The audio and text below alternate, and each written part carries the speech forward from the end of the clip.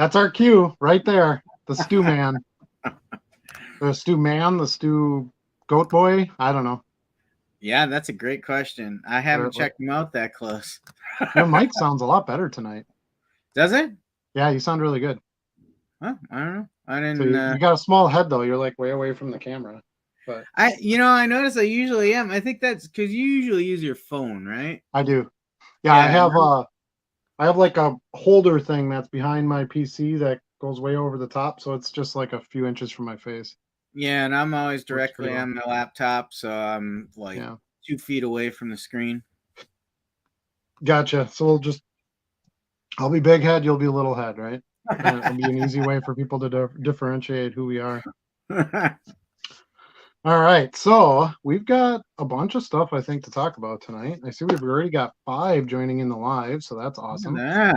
So hopefully we'll get some good conversations going as well. So what's new with you? Let's start there. Chugging along another week of football. Still trying to get some listings out there. I've been busy on some listing some of the cards we picked up at the last show we went to. And trying to keep my inventory from outpacing my new listings. It's been a little bit of a challenge. I was looking at my numbers week over week, and I haven't done a really good job at keeping up with my listings. So I can see some of the columns in my listed box going down. Yeah, listing is, even to me, even at a bigger scale, listing to me is the hardest thing to do.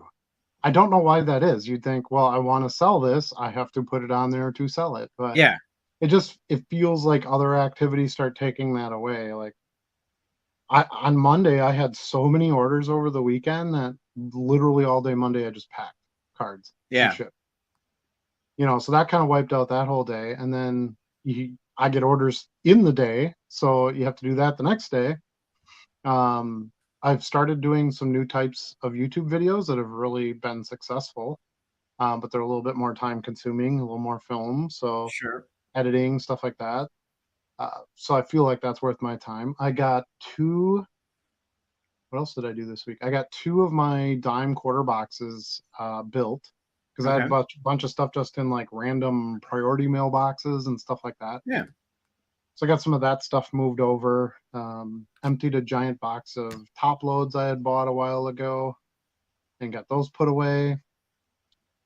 Went and got some envelopes. I found some envelopes at Walmart. I saw that. Yep. I had to send you a pic. I found 6 whole boxes of envelopes. That'll last me like 3 days. I know. Yeah, that's how excited I was too, Stuart. That's like finding gold in the middle of the aisle, I switched over. I don't know if you remember, but the first big box of envelopes I got were self-sealing ones. Yeah. And I got kind of spoiled by those, and I switched over to a new box where I had to lick the envelope this week, and I was like, ugh. I forgot what this was like. Yeah, it's not the best, but honestly, the self-sealing is so much more expensive. Yeah. And if you were just buying a box of envelopes to mail Christmas cards, no big deal, right? But I'm going through like a box of those a day. Yeah. And you're looking at $3 difference. I don't know. I just don't see it warranting the price for the little bit of licking. What I should do is I should just buy a wetter. Yeah. And do that. But then it's like, I got another thing and I got to get it out and put it in. It's not that hard to just done. I think those are inexpensive though. They are, yes. I always have good drinks around, so I do my licking and then drink and rehydrate and move on. How about this? We do a custom dollar box wax stamp and seal our card envelopes with a wax seal. Well, we could, but you still got to put a label on it. Yeah. And that wouldn't really work with the wax. I mean, technically, you don't have to lick and seal the envelope at all. You can just put the sticker over it. Problem I have is, and I can show you a little bit here. So when you put something in the envelope and it has a little bit of, thickness to it, and then you go to put the sticker on, and this is what the flap does. So it's hard to kind of, I don't know. For me, I just real quick. You don't have to look at real good or anything. Right. Just enough so that just so it sticks a little bit, so you can Yep. get the sticker over it, Hold one real spot. nice. Yep. But yeah, I got over that real quick when I discovered the difference in the price. I'm Yeah. trying to research a couple different places for prices. I was looking at Costco, but Costco only has the business size ones, and I like the smaller envelopes. They work Yeah. better for me, the number sixes. So, and again, they're more expensive. Of course, the more size envelope you get, the more expensive Yeah. they are. Now, this last time, you have to watch in those Walmart aisles because the little gummed envelopes will get mixed in with the self sealed envelopes, and all of a sudden you're paying for the wrong one. And Yep. that's exactly what happened on my business envelope buy. I accidentally bought the self Um, sealed ones. uh-huh. I don't use too many of these, so and it's only a 40 envelope box, so the price isn't that huge a difference. But yeah, so I always watch very closely for that with the 4x6 or with the number six envelopes, but Yep. I got caught on the number 10 envelopes this last time. Yeah, is what it is. I actually Um, used my first number 10 envelope this week in quite some time. I had did you? a 5 card order. So I used the 2 card savers together and had to pull out a number 10 for it. Yeah, I use at least a few a week, probably a good 5 or 6 of them. Yeah. Probably more than that. Probably close to maybe a dozen or so a week. Mm-hmm. But once in a while, like I said, I'll sell, small lots of, like base non-sport cards that don't sell real well individually. And, so as soon as you start selling something in quantity, you're going to be able to use those a lot more. Yeah. Yeah. But so let's talk about what's going on right now in the hobby. The major thing, of course, was the Fanatics and um, And, NFLPA yeah. and um, Panini, and all that stuff. Panini. That's what they got known as at the national. We were getting so pissed at um, Panini, Ethan and I, with our experience with them there, that's what we changed the name How's to. those redemptions going? They're gross.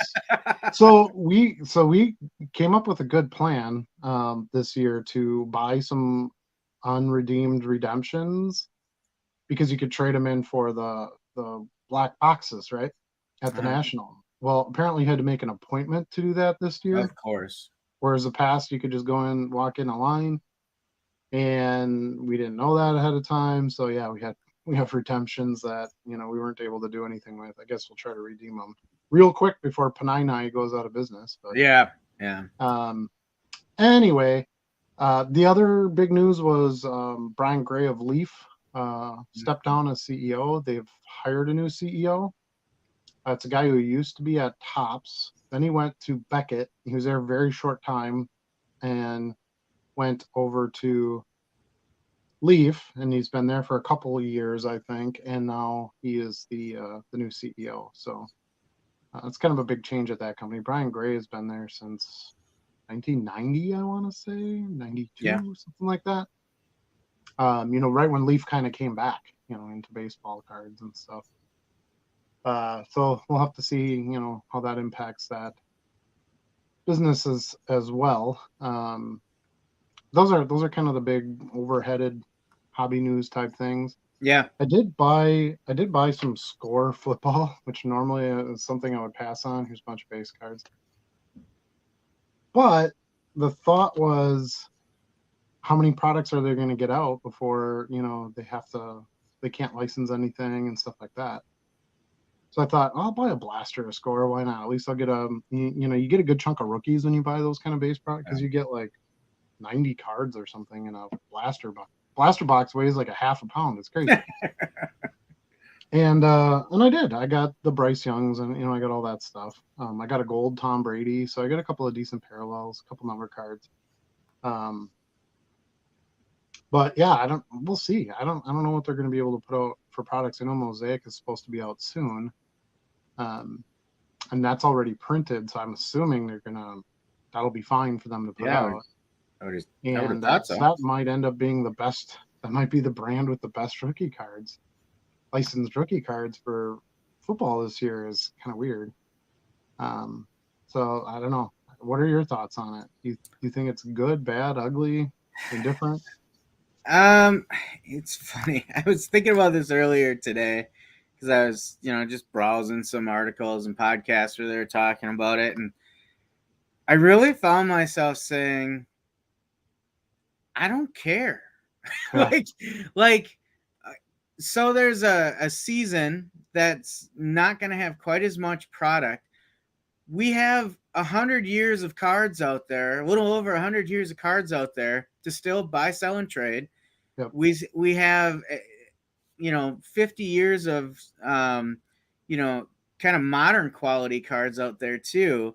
So the hobby's not going to go away, right? No. Like No. No. No. No. you know No. we're I going don't to think anybody really fears that. yeah, we're going to have the same level of activity in the hobby.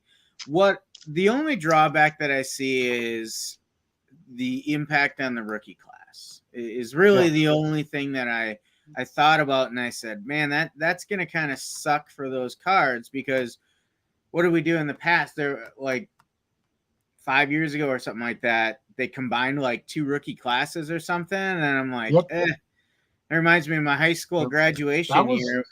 I think that was basketball. I think they did that with basketball. Yeah, it was basketball. Yeah. Yeah, Yeah. yeah. And then that kind of sucks for those particular players. Yeah. And then it adds this weird little wrinkle in the hobby, right? Like something else that someone's going to have to keep track of, like, oh, that guy was a rookie in 2023, but his card wasn't out there till 2024, Yeah. So that I think is kind of a drawback on the rookie classes, but for the rest of it, I'm like, the hobby adjusts. Well, I'll Yeah. adjust.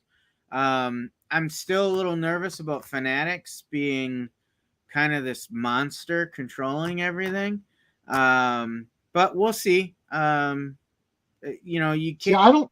I honestly don't think they control anything because their entire power comes from the licensing of someone else. So the NFL, well, we've seen that literally just happen. If Yeah, the NFL, if the NFLPA are like, dude, you're not doing good things with these products, you're gone. yeah, That's it. They're done. So I don't know how much they're going to try to, and they have to pay. It costs them a lot, right? So they have to pay a yeah, lot to have those licenses. So they're going to want to make sure that they sell product and they have customers and they get stuff out on time. And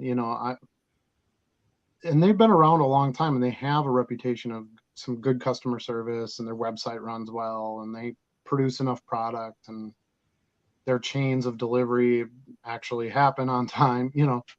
yeah, So yeah, I think anytime anything switches to something new, there's always a fear in that. And honestly, Panini has a monopoly right now. So um, I mean, whoever gets the license yeah, for, if we're speaking NFL, whoever gets the license is going to have a monopoly yeah, because they're not gonna license to multiple companies. yeah. But you're just talking specific sports then, though. Correct. Yeah, Yeah. Yeah. And they don't have a monopoly on all of it. They don't have a monopoly on soccer. They don't have a monopoly on lacrosse cards. They don't have monopoly. yeah. There's a really cool skateboarding set that a new company is putting out where it's got like pieces of ramp that Tony Hawk skated on and the cards. And Is I it just called learned about that Skater today. Boy? BOI? Yeah, boy, Yeah. bruh, boy, bruh, bruh cards. The bruh. Yeah. No, those would be surfing cards, right? Bruh. I don't know. That sounds like a Yeah. surfing Yeah, you're right. surfing phrase. And the funny thing too is I'm a tops guy. Like Mhm. I'm a classic tops guy.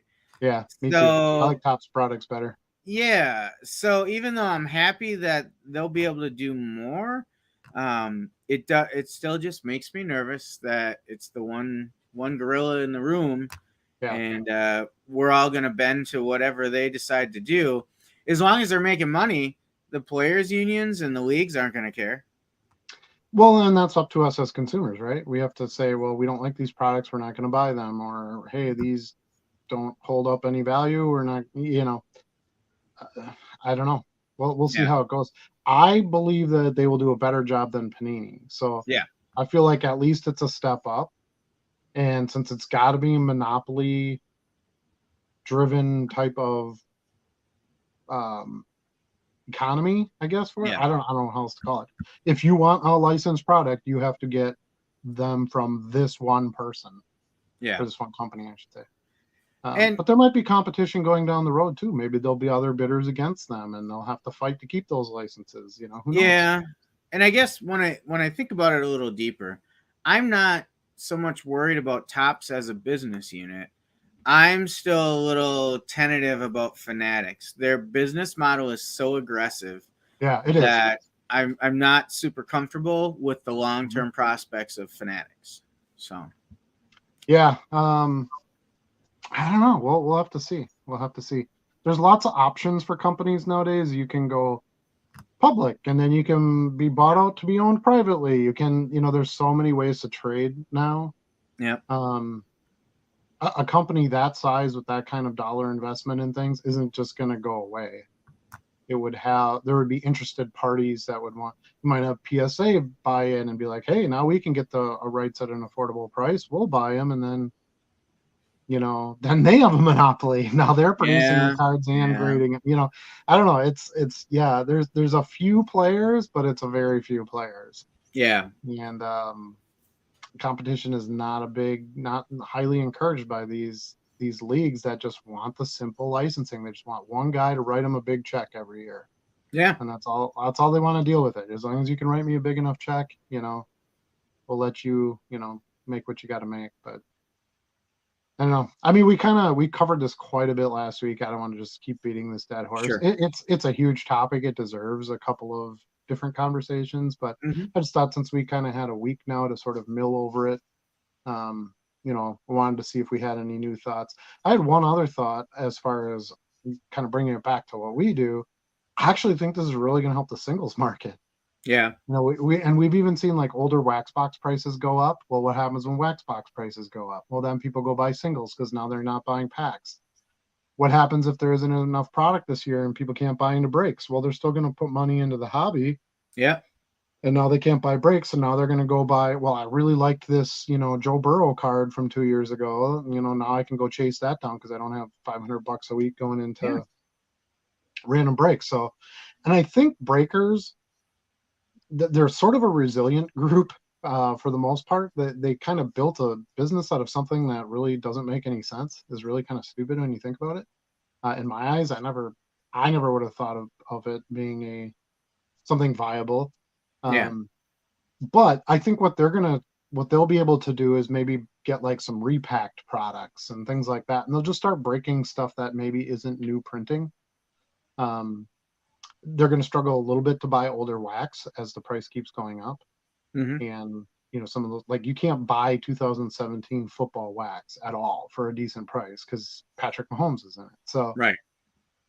they're going to be, 2020 product is expensive because of the great quarterback class and that year, things like that. Speaking from the football perspective, of course. But I really think singles could do really well. I think people can go back, focus on their collections a little bit. Maybe if you're in it for the money instead of buying into breaks and then selling the big cards, well, maybe now you're just buying the big cards, that you can find on a discount or prospect or whatever, and then resell that way. You know, um, the low end market could end up doing better because again, people want to participate in the hobby, but maybe they don't want to spend a bunch of money.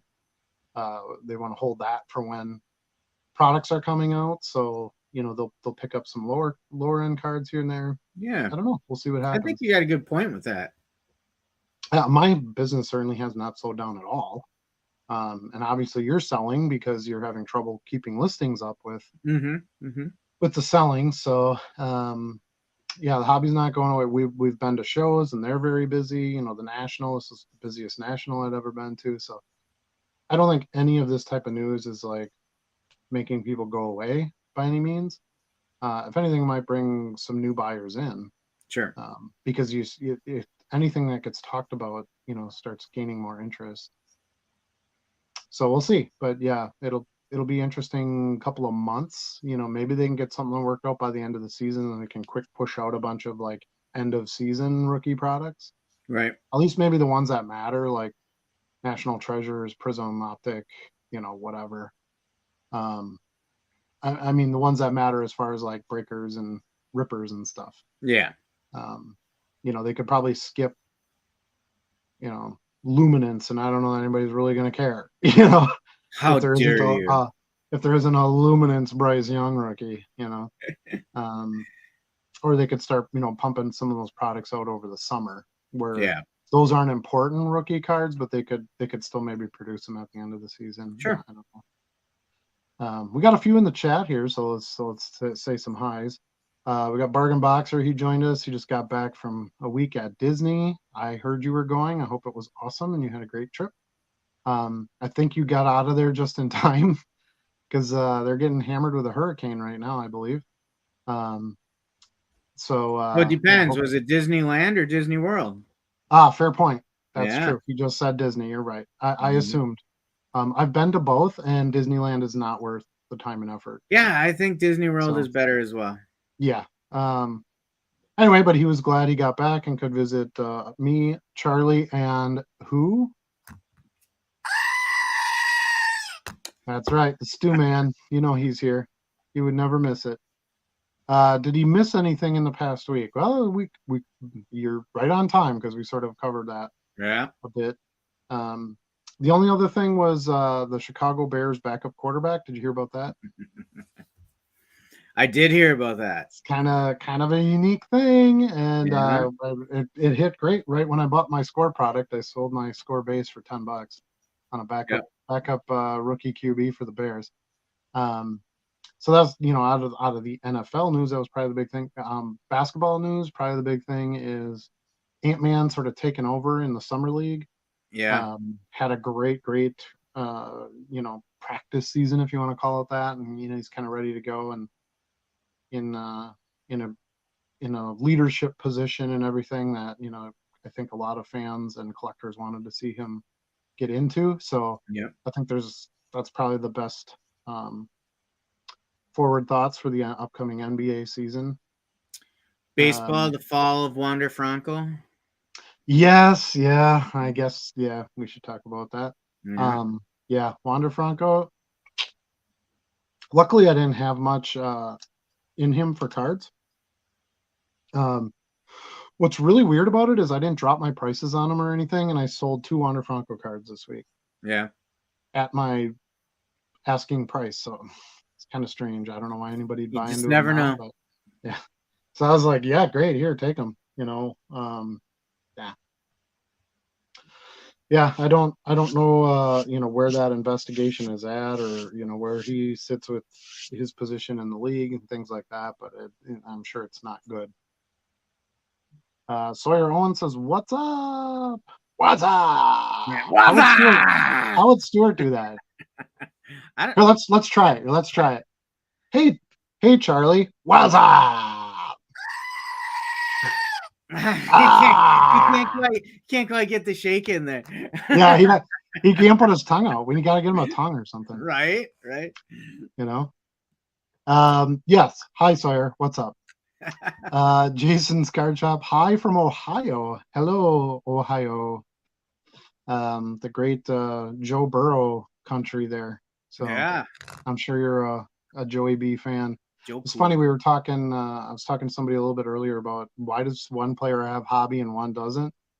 It used to just be on-field performance, and Uh-oh. that definitely matters. But now it's like cool and social media and all that. Because Justin Jefferson stuff sells really well and sells at a premium, and I'm like, is he really that much better than some of the other receivers? Now, mind you, I don't actually watch sports, which I know is weird, but I don't like watch games or anything.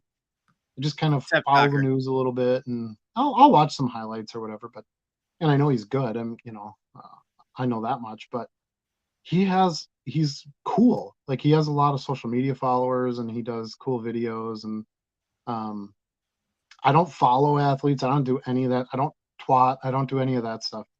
Um, yeah, I don't twat. I don't chap snat. I don't talk tick. I don't do What any is of this this show stuff. about? I don't tick off. I don't use any of that stuff. Um, but it makes a lot of sense in our social media influencer world of Degrassi autos just went on sale on like Tops Now or something like that and sold out in like 9 seconds. Neil deGrasse, you know who he is? The physicist. Yeah, the physicist that does the space Yeah, stuff and all that.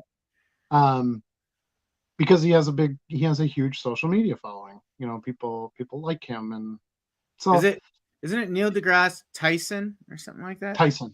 Yeah, Yeah, it's like three names or something like that. yeah, Yeah. I don't know, whatever. Like I said, I don't follow any of that stuff. Sure, you don't Um, fanboy.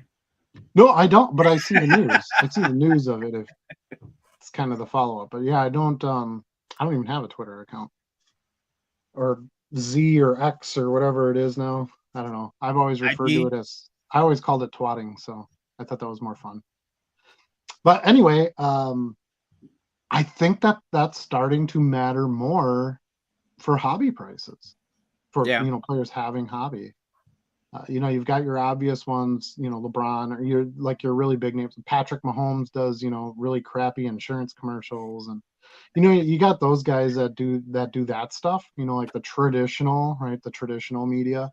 You Yeah. know, host a Sunday NFL conversation thing or whatever. But now we're starting to see like their own brands being created and that kind of stuff. Who's the other one? The Olivia Dunn. Do you know who Olivia Dunn is? She's like Yeah. a cheerleader or something, but she's got a huge social media following, and she just got like a huge because now college athletes can get contracts. She's got a huge like advertising contract and signed a deal with, I think that was also Tops, and they released a Tops Now autograph and sold out right away. Like all this stuff. We are like, why would a college cheerleader who's going to Right. buy college cheerleader autographs?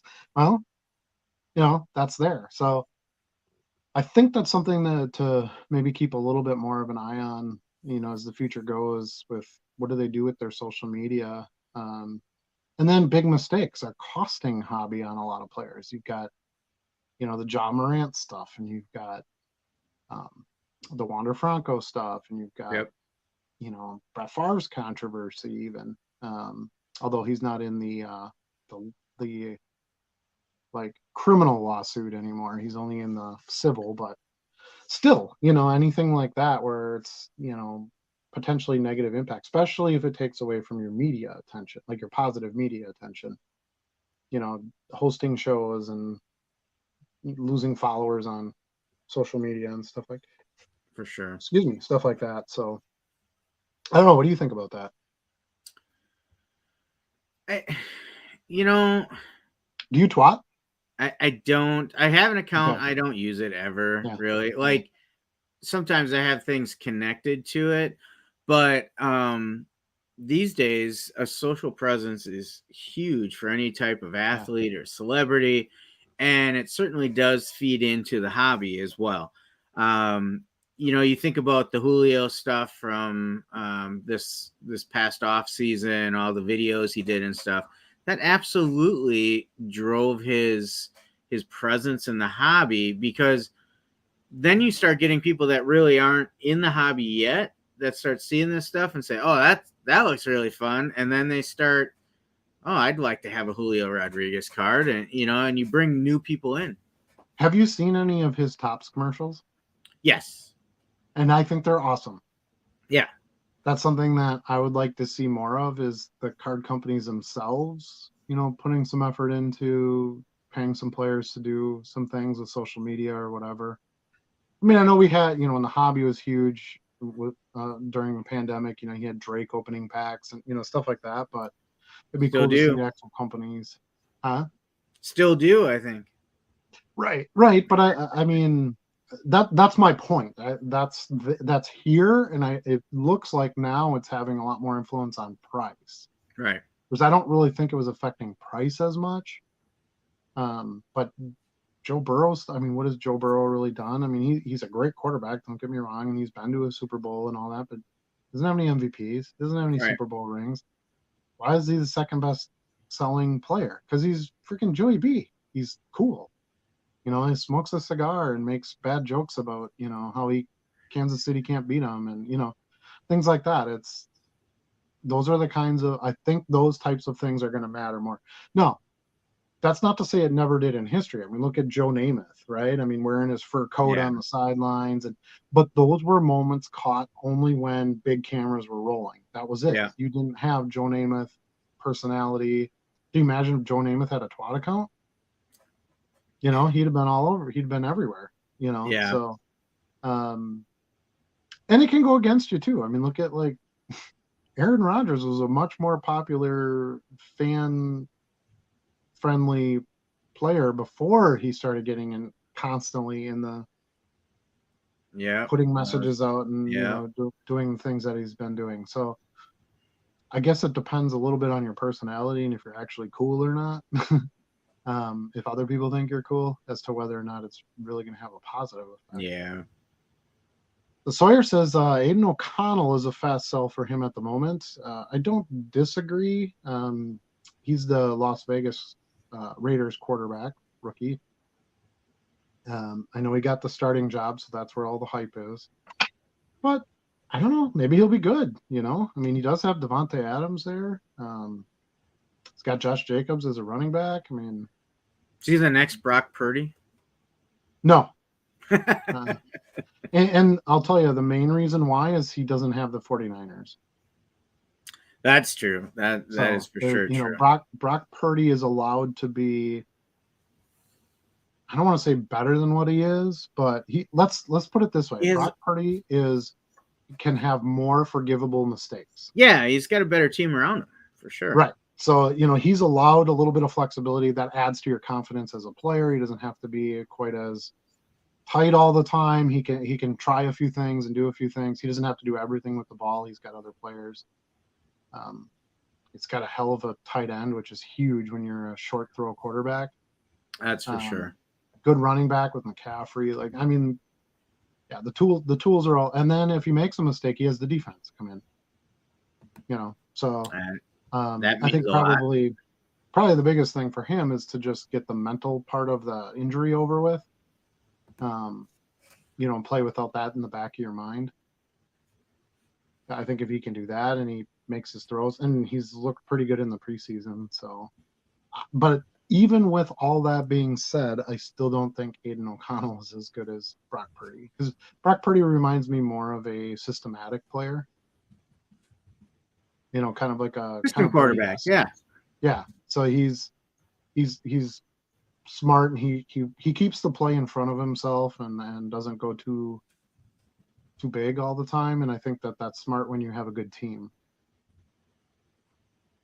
I would agree. Aiden O'Connell might have to do a lot on his own. If he doesn't have, the defense doesn't play well, if he doesn't have a good receiving core show up.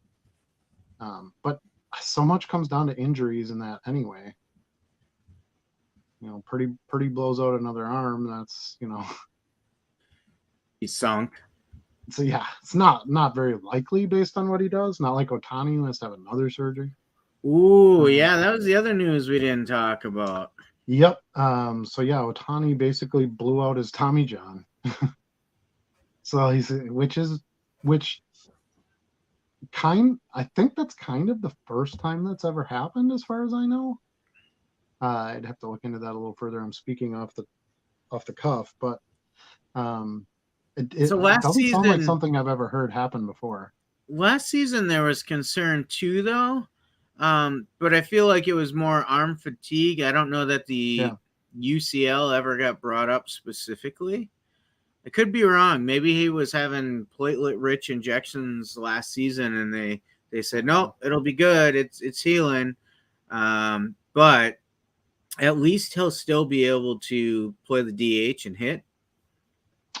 Yeah, and I think that's going to be the key for him, because I think he has the MVP as long as he keeps batting and batting well. But if they get to the point where it's like, okay, the batting isn't really working out, or he's in pain, or I don't know, whatever the case may be, they decide to end the season. It's gonna be a tough one. Card wise, I'm happy because he is my favorite off-season purchase. I've been doing it for a few years now. I buy them cheap in the off-season when everybody forgets about baseball. And as soon as the season starts, he has a 1 ERA after 3 pitching starts and a 20 home runs, and boom, his prices just skyrocket. Yeah. So I'm not going to be able to get him nearly as cheap this time as I did last year. I don't think. Well, maybe Well, I I did will see his if prices they are end the going season down well. right now. Yeah. Yeah. So I mean, most of his stuff from what I've seen is down, 20 to 30%. Yeah. Which is it's a good amount, but he's also like doubled in value this year, so he's definitely still up. But he wins the MVP. I think that'll kind of flatline that price a little bit. Yeah. I don't think he'll get much of a bump from it because people will still be anxious to see what happens after surgery and all that kind of thing. Also, don't know what team he's going to play for, so that's kind of hangs in the balance. Easy. The Angels. Next year, you think so? I think I they know have he's a coming back. better shot than a lot of people think to keep him. Yeah, yeah. I don't know. It depends. I think it depends. I mean, obviously, money matters, but I also think it depends on what he wants. Does he want to go win? Like, that's not really happening with the Angels, so I don't know. Or maybe he feels like getting away from Trout would actually be better for his career too. Um, I think it's in some ways it would be a mistake because I think Trout protects him as a hitter. Yeah. And he might lose that. I mean, Trout is one of the best batters in the league. Who are you going to go behind somewhere else and still have the same opportunities? Um, I don't know. It'll be interesting to see what happens with him, but I don't think his career is over by any measure, stretch of the imagination. I do believe he'll play next year after Tommy John, but I don't think he'll pitch. I will I don't think make he'll this pitch. prediction. He will not be playing for the Milwaukee Brewers next season. No, he will not. No, Brewers would have to spend money. They're not going to do that. Yep. Brewers don't spend money. They're a farm. They They're a don't. farm team builder. Yeah. Maybe they buy like a closer or something if they're in the hunt, but Yeah. no, I don't think it's going to go much further than that. So yeah, and the Cubs are on a good rip, but I think the Brewers just won like 8 or 9 in a row, didn't they? They did. They're a They're, pretty good team. I don't know if you it's heard. yeah, I've heard. So it's kind of weird because the Central looked like the worst division in baseball at the beginning of the season. Yeah, they're all You playing know, pretty good baseball right now. yeah. So it's like, wow, you got the Cubs, you got and then the Reds kind of really came on there. Yeah. With Ellie and some of their pitching staff and that. So yeah, it can be interesting to see, how that shakes out. But you could end up with 3 teams from the Central getting into the playoffs, and it's like, what? You could. None of them deserve to be there in the first Yeah. month, Yeah. Um, Even didn't the Pirates start out super hot too? yeah, I There's think all they kinds of did. excitement Yeah, I there. think they did. I think to some degree, most seasons the Central starts out a little slower because of the weather. Yeah, I cool think weather. baseball's tough in the cold, rainy, springtime, but yeah, this year it was like, man, all these teams suck. They're not going to do anything in the Central Right. this year, and it's like, oh, now they're some of the best teams in all of baseball. It's really weird. Tom Bullard has joined us. Hi, Tom. How's it going? TB. I say hi. Charlie says hi, and Stuart says He was a that's little hi. slow on that one. He says, "What's up?"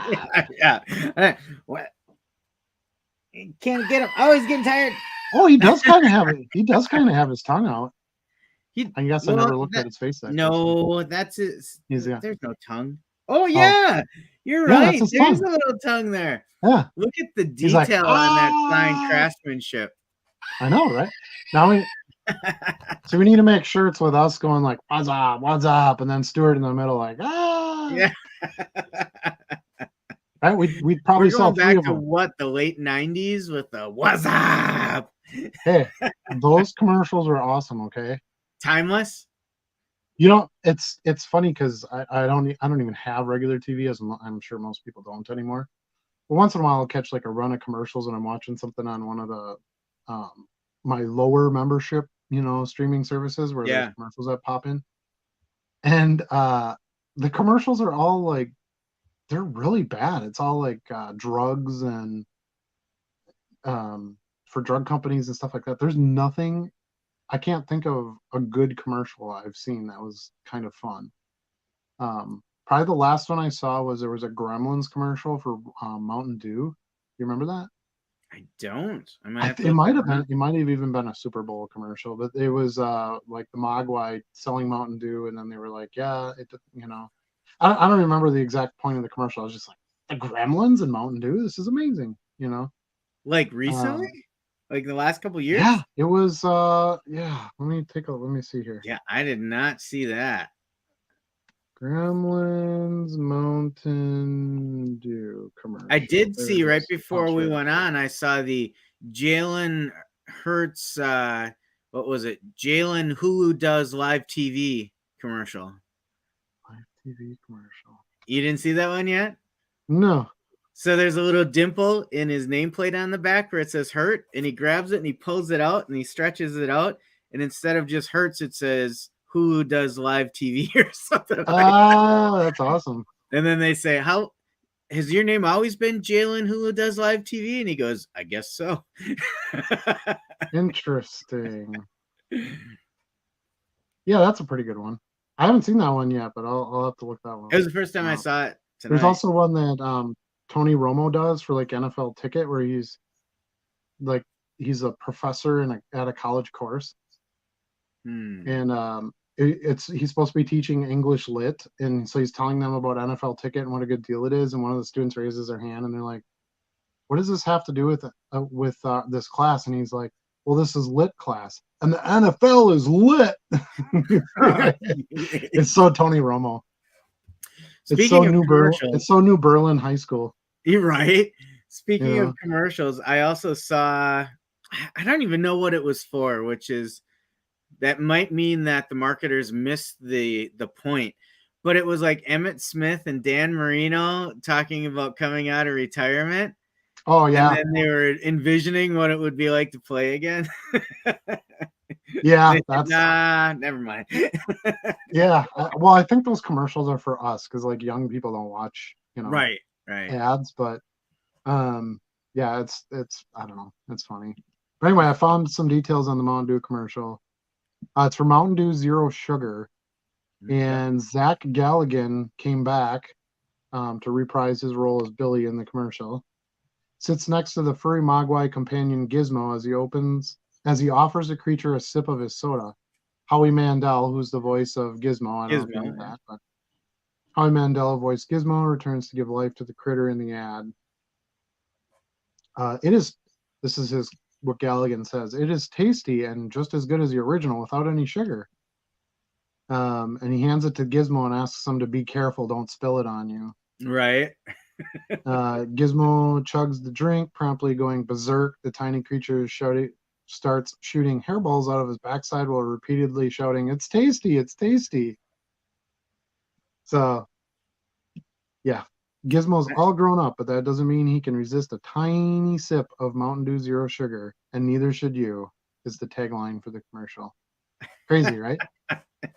It's good. Look it up and watch it. It's fun. I'll have to I was like, check it out. what the friggin' Gizmo's in a commercial? Well, there's a new there's a Mogwai animated series that's on like HBO Max or something. Oh, really?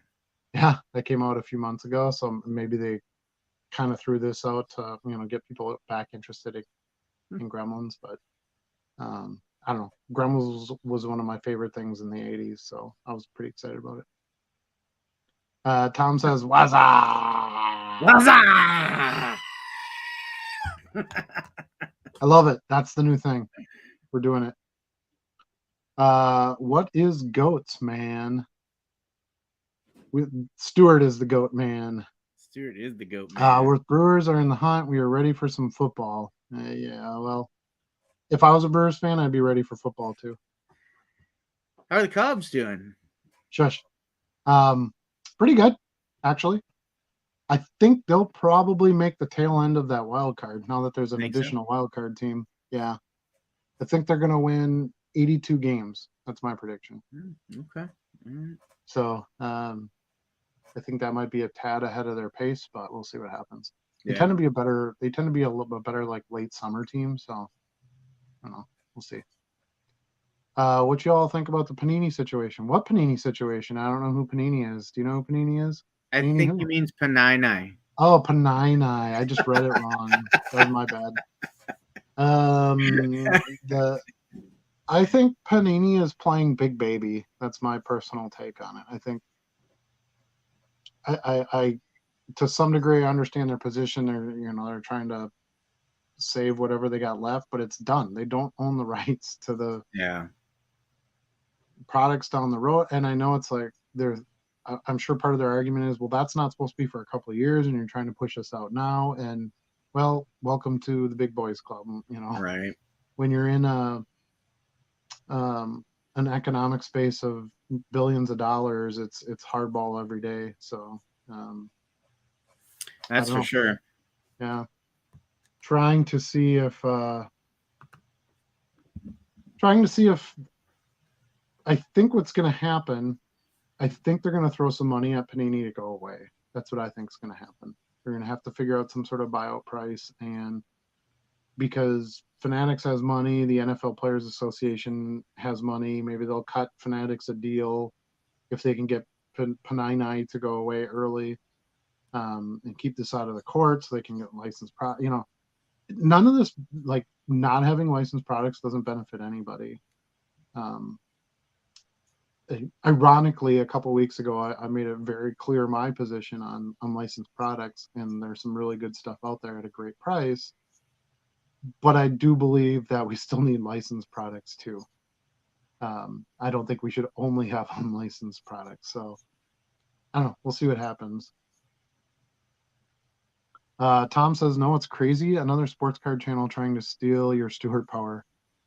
Fantasy Football Card Quest had a Stuart clone they used to end their live randomly. I was like, hang on, what WTF?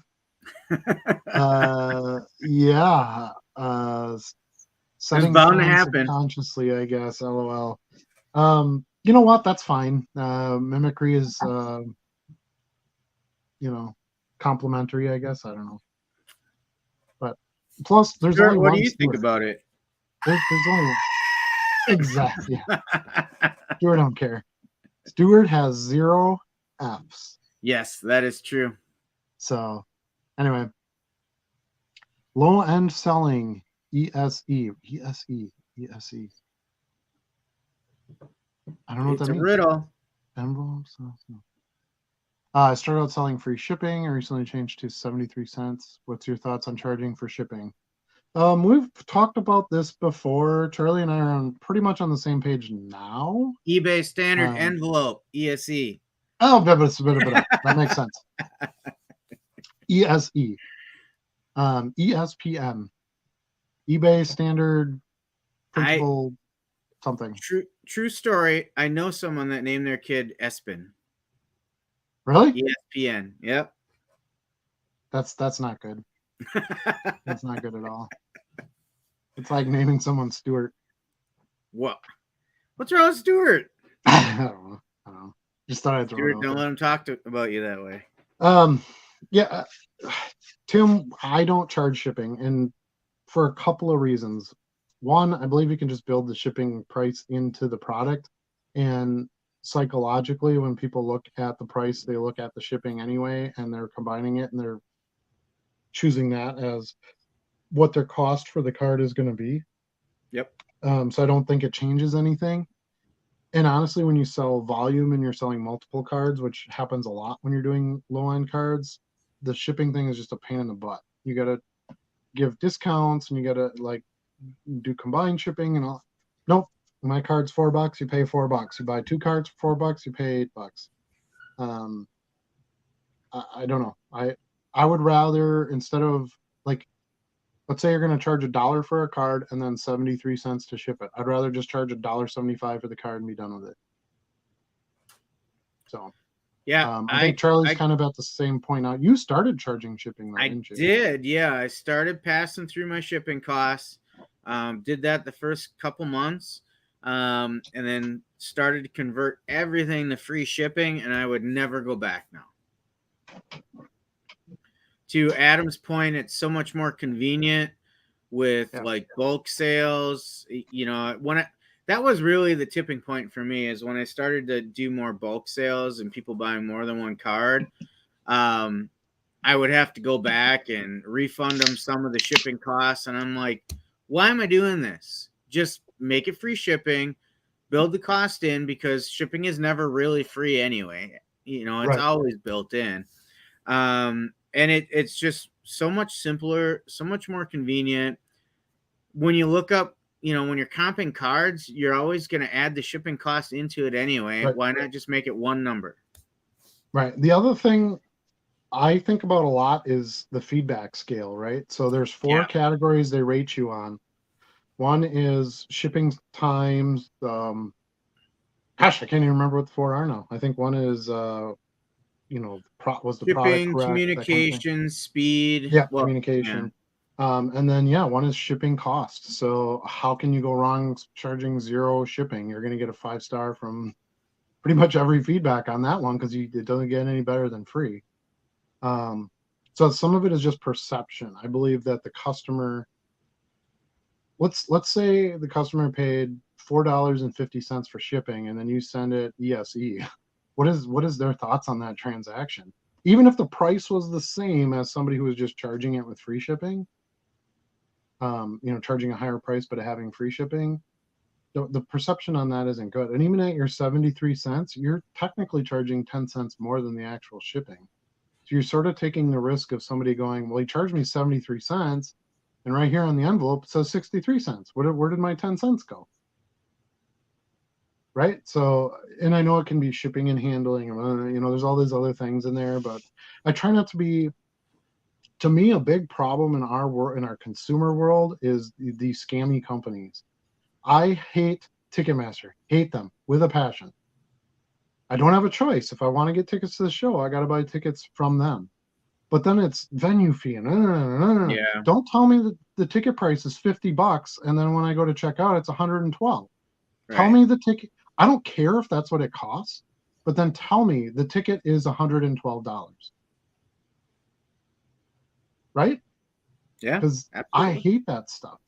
So for me, I want my customer to come to my store, and let's say I'm charging $4.99 for a card and they want to offer me $4 and I accept it. They're gonna pay me $4. That's it. Done. I provide the envelope, I provide the top load, I provide the tape. All that is part of, to me, yes, it's an expense, but to me, it's all part of the service part of handling that transaction. Um, I just think you get into a dangerous spot when you start charging shipping. Now, I have an exception to my rule on that. So if I have an extra thick card or a graded card or something like that, then I charge shipping because I can't send it ESE. Ah, see, like how I did use that? I used his little anagram there, Yeah, ESE. yeah. I might start using that now. I kind of like Look it. at you. But anyway, then I would charge shipping because now you're looking at $4 or $5 to ship this thing. And I think most people expect when they're buying a slabbed card that they're gonna have to pay some shipping because it's costs more. See, but why wouldn't you just build that into your asking price as well? Because it's too much money on top. There's some I don't think there's a so. so if I sell a graded card for $15 Yeah, and I charge 450 shipping or whatever it is, I'd have to price that at $20 to cover that correct. shipping. And to me, that's too much of a Why? The next guy has it listed at $15 plus 450 shipping. correct. So it's the same. I I I don't think it is because I think when you're looking at 73 cents on $1.50, it's different than $5 on a $15 psychologically. So that's how I do it. No, there's no right or wrong. You price your stuff and don't charge shipping for any of it. I don't care. Either my But that's store is how free that shipping or it's not. I'm not going to pick and choose which ones are yeah. free and which ones aren't. I charge more for the ones that are I charge shipping for the ones that are not going to be able to go a standard envelope. That's how I do it. So and Tim is charging for every card. So there's lots Yeah. of different ways to do it. That's One how of the I started things doing it, and it's worked for me. one of the things that also skewed me towards switching to free shipping is I would get so annoyed when I was out there shopping on eBay and I'd be looking for the lowest price on something, and it'd be like, $2. But then when I look at it closely, it's plus $6 Yeah, shipping yeah, for, what really is a $2 card. So now I'm looking at $8, and then the next guy would have it listed for 4 with free shipping. It just skews all the listings, with it people does. building extra on their shipping cost. Yep. I think it's a dangerous move to charge more than what the shipping is. Yeah. So like when I sell my thick cards, which I do charge shipping on, I do it as just a calculated shipping. So it's literally just going to charge them what it costs just for me to ship it. So, and the other reason I charge is because if you look at 99% of the other slab sellers, they all charge shipping.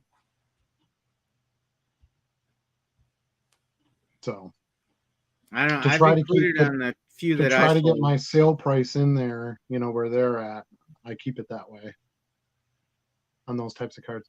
Okay, thoughts on Brian Gray stepping down from Leaf and going to Fanatics. Um, oh, is he going to Fanatics? I didn't hear that. I heard, Yeah, we didn't talk about going to Fanatics. We just talked about him yeah, stepping down. I don't think that's true, or at least that's not anything I'd heard of. No, And TB's got a question mark on that, so I think he's speculating I on think that. yeah, I Yeah. agree. TB, do you do ESE? TB ESE? And goatee? There you go. Anyway, um, I don't know. I think it's great. I'm happy for Brian. He's been running the company forever. I think he's just looking to have his time off. There's a lot changing in the hobby right now. He probably feels like this is the right time for him to make his own change if he's going to do it. Um, licensing is kind of weird right now, and unlicensed stuff is weird right now, and it's getting more competitive. You got Wildcard coming up. You got a couple other companies. Trump, I think, is making some cards. Not the D Trump, a different Trump company. Um, so yeah, I don't blame him. I just got in my head when you said that. I got this Donald Trump card with his Yeah, mugshot on it in my no, you head. don't. Well, there. I'm sure he's selling NFTs for I'm those. sure there's something out there. Yeah. But no, I think it's great. I think he's doing it for a good reason. I don't think he's like, well, I'm getting pushed out. I don't think it's anything like that. I think he's just retiring and he's got his time in and he's moving on. And until I hear otherwise, that's kind of my take on it. eBay standard envelope. No, it's not. It's ESE. We don't use full words here. Tom thumbs up me. He was at Disney World. Attaboy. Yeah, he Yeah, went to the good right one. place. Let's see. Haha, I was going to say Stuart has a kid and named them ESPN instead of Stuart. What's funny about that is if Stuart had a kid, it would literally be a kid, right? True. The Right, kid is a kid. right. Because goats have kids. So kind of never really You thought must about be that before, kidding me. but we have the same named offspring as goats, as humans, because we call them Sure, kids why too. not? Kids and goats. Huh. I don't know how I feel about that. I mean, maybe Stuart's okay with it. I don't know. Volume is key. Yeah. Yeah, Yeah, definitely why not? volume. I don't know if you watch any of my other videos, but I have pretty decent volume, and yeah, it's constantly you got to flip it to win. So because 50 cents, $2 a card, something like that, you ain't making a living on that doing 2 or 3 a day. So Tim says he's at 740 listings currently. Need to get more listed and move everything back to free shipping. Yeah, I would. You pretty much hit it right when Charlie did the same thing. I think you were at like 5 to 700 when you were like, Yeah. "Yeah, I'm going to free Mhm. shipping because I'm getting tired of the questions with combining shipping and all that good stuff." Yeah, I think that's probably a good move. You have to, like you said, you have to do what's right for you. If you want to charge shipping, that's fine. Um, but it's gonna be easier to try to make that change now than to get up to like 5,000 listings and go back and try to Yeah. change all that. especially if you build a customer base and you have any returning customers. They're now looking at, well, you raised your prices because you dropped your shipping, and it could just get a little cumbersome. This question again, what percent do you pay for Promo. promotional listings? Thanks. I do dynamic. It's whatever. So, Same. you know. So I've talked with Charlie about this a lot, and I've talked about it on live a few times. But for me, because it's volume and it's small amounts, I don't want to spend any time on any of it more than I have to. I want to list and I want to ship. Anything I have to spend in the middle of, answering questions or combining shipping or doing, any of this stuff, it's too much. And how much time do you want to spend on a card that you're making 75 cents on? So I would rather just attach the promotional listing, get the sale, and be done with it and move on to the Yep. next one. We like to say, in a good way, we like to say that Adam is lazy. He doesn't Yeah. want to touch anything that he doesn't have to touch. But I say that in the best possible way, because as a low end seller with low margins, you have to look at it that way. Mm-hmm. Yeah, it's I charge $1.99 for this music card. I don't want to answer any questions about it. I don't want to analyze how much shipping it should be if I sell 3 of these. I don't want to have to go do my own marketing of it. I don't want to do any of that. Right. I want to list it, and then I want to say, eBay, put this in front of everybody you think would buy this damn thing, and I'll pay you your commission for it.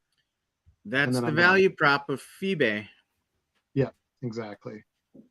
And again, you can price some of that in. If you're going to do 10% promotional and you were going to charge, $1.50 for it, well, then charge $1.65 for the card. Yeah. And then you have essentially are having your customer pay for your promoted listing, and then just forget it. Let eBay do the work. Which is part of your cost analysis, right? How much do Yep. I have to pay to promote that? Yeah, and sometimes you can make up the difference on it too, because I'll get messages pretty regularly on this channel here, like, well, you sold a card for $1.50. Well, that doesn't leave you much profit, and that is exactly correct. It does not. But there are a lot of times where I sell 2 of these cards at $1.50. Mm-hmm. And so the second one is basically all profit because you don't Yeah. have any added expenses into it. There's no final valuation fee. You might have that promotional price, let's say it's 10%, so you got 15 cents. It costs you to get that other card out the door. But I get a lot of sales like that. I get a lot of quantity sales, somebody buying 10 copies of something. Those are where you can really start to make up the difference, and those profits will pile up and cover any of those some of those other smaller additional expenses you might incur. Yeah, and the other thing is, just because you promote a lot of listings doesn't mean you only make promoted listing sales. So Right. I have about, True. as of this week, I think I'm up to about 80% of my listings are promoted. Just the most recent listings I don't have promoted. But I was running some data for the last 2 weeks before the show. 55% of my sales have still been list price and no promotions. Yeah, and so I'm going to add to that too. Mine is about the same. Mine's a little bit over 50% are my organic sales, where I don't pay any promoted fee to that. I have a pretty good customer base. I have over 600 followers on my store, which is that's a fair number of people. Even if I only have 10% of those, regularly placing orders, that's 60 buyers. But then on top of that, a lot of my promoted sales are full asking price. Whereas when I don't promote, I'll get more offers from people saying, okay, well, you want $5 for this, I'll give you 4, and I'll take the $4 offer. Well, if I have eBay promote it and it costs me 40 cents and I sell it at $5, I'm up $1. I owe them 40 cents for the promotion. I'm at plus 60 cents on that transaction. And I didn't have to find a buyer. eBay did. So a lot of my promoted sales are just flat out buy it nows, buy it nows, buy it nows, buy it nows, and you want those because they're paying your higher price if you accept offers, which I highly suggest you do. Has that been some of your experience too? Yeah, yeah, definitely it has. So yeah, it's an expense. It sucks. Do I want to give more eBay more money? No. But if you look at promotional costs and the number of eyes they can get something in front of people, it's a heck of a deal at Yeah, 10% or 12%. And I know that really wasn't your question. Your question was just what percent are you promoting? Assuming we were promoting, because that's a good assumption. Um, but I guess I'm kind of at the mercy of eBay, and I say, well, whatever you think it costs to get this sold, go for it. Um, and when you're looking at a low end card, if you're talking a $2 card and you set it at 10%, so it costs you 20 cents, what difference does it make if it's at 12% and it right, costs you 24 cents? So for 4 more cents, you maybe got in front of another couple million eyeballs because you right. out out promoted paid the next seller. So um, I think it's a little different as the price gets higher because that starts you start looking at more dollars getting eaten up on that promotion, but doesn't do you any good to list a whole bunch of cards and then not sell any of them. Right. That's zero profit. You can't. I don't think you should ever be greedy on one item. If you bought this item for 5 cents and you can sell it for $2 and you owe eBay some money for selling it and you still have a profit, that's totally worth it. All right, yeah, shipping costs is the only ding I've had at 4.8 stars because of charging. Eventually going to take the free route myself. Um, I'm not sure what four. Oh yeah, 4.8 stars because it's a 5-star scale, right? When they Right. rate you. Yeah, I have all 5 stars in all my categories. Um, and you're right. That's where you're going to get hammered is that shipping one. I've seen sellers get negative feedback because they charge 85 cents for shipping and the envelope was 63 cents. And the customer gets it and they're like, dude, I paid 85 cents and it was only 63 cents to send it. Negative. So I mean, it could even cost you on like your actual feedback rating Yep. besides the stars. So I just don't think it works. I think the shipping causes way more hassle than it's worth. Valid points. I've been back and forth on free shipping and charging. I'm going to start phasing back into free shipping. Yeah, I mean, I think when you brought it up, you were looking for a doing something different. That's what it sounded like to me. Like, well, I charge shipping. Maybe I shouldn't. And yeah, that's how I feel about it. Well, and then the other thing too about charging shipping is that at least annually, shipping rates are changing, right? So Hmm. then you're going back and Yeah, are you going to good go point. back and readjust everything or what are you going to do, Yeah, that's a very valid point. As a matter of fact, that's you even have to do that with the price of your lowest priced cards at some point. Maybe you don't have to do that with every price raise, but I'm doing that right now. I have so much Favre stock to list yet. And those are generally my lowest priced cards because I listed those first. I still have some listed at $1.29, but I'm grabbing those, and as I'm adding to my quantities in those listings, I'm raising the price then too. So call it an essay, Spanish essay, You crazy ESEA. with me, I said? Don't you Are know you I'm messing with me? loco? Are you loco? Well, wouldn't that be the same as low end too? Yes, you're correct. I knew somebody was going to say that. He's referring to my $15 slab cards. You're correct. That's still low end. That was just an example. Most of my slab cards are like $50, $100, stuff like that. So I don't know. Low end is different to everybody, right? It- Right. you know. Um, then no will know talking essay. I think I know what he's trying to say there. I'm not being blasphemous charging $5 because 95% is over the ESE. Good to know it is dependent on item price. Um, yeah, I don't know. I mean, shipping that's a whole other weird game. You got to do what you got to do. I've talked to non-card selling eBay sellers, big sellers, and they're like, "No, I charge shipping on every single thing," and Sure. because I want my lowest price posted for my item, and so there's strategies on both sides of it. I just don't want to deal with the hassle when I'm selling a $2 card. And To that's me, where, that's why I do it. I do it because it allows my business to run more freely without getting cluttered with all this other stuff. yeah. And for And the I star ratings. and I really worried about being at the front of the search results when sorted by cost, right? Lowest cost first. But then eventually I started to, listen to you a little bit and understand that who do you want to be as a retailer? Do you want to be the, bottom dollar bargain basement dealer?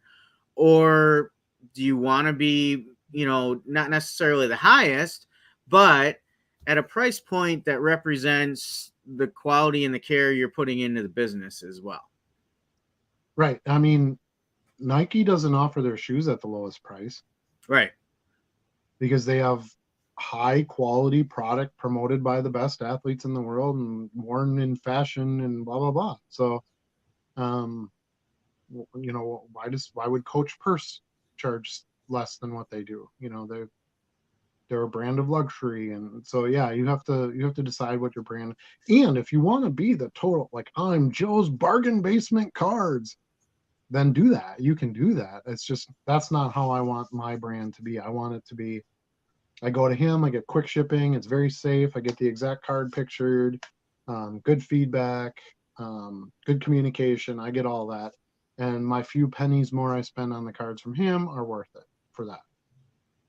And then you have more room to negotiate on some things too, sending Yeah. offers, fielding offers. Yeah, I really think the longer I do this and the bigger volumes that I'm doing it at now, the offers has just been huge. It's been huge, huge, huge. Accepting offers, countering offers. I send offers. Um, if you want this to be a viable business and not just something you do for 2 hours, as a side hustle a week, it's pretty much a 24-hour a day job. You have to constantly, I'll get up in the middle of the night to pee because I'm an old guy. Um, So at like 2 a.m., I'll pick up my phone and I'll be like, well, I got 3 offers. I'll respond to those real quick. I got 21 buyers I can send offers to. I'll send those out.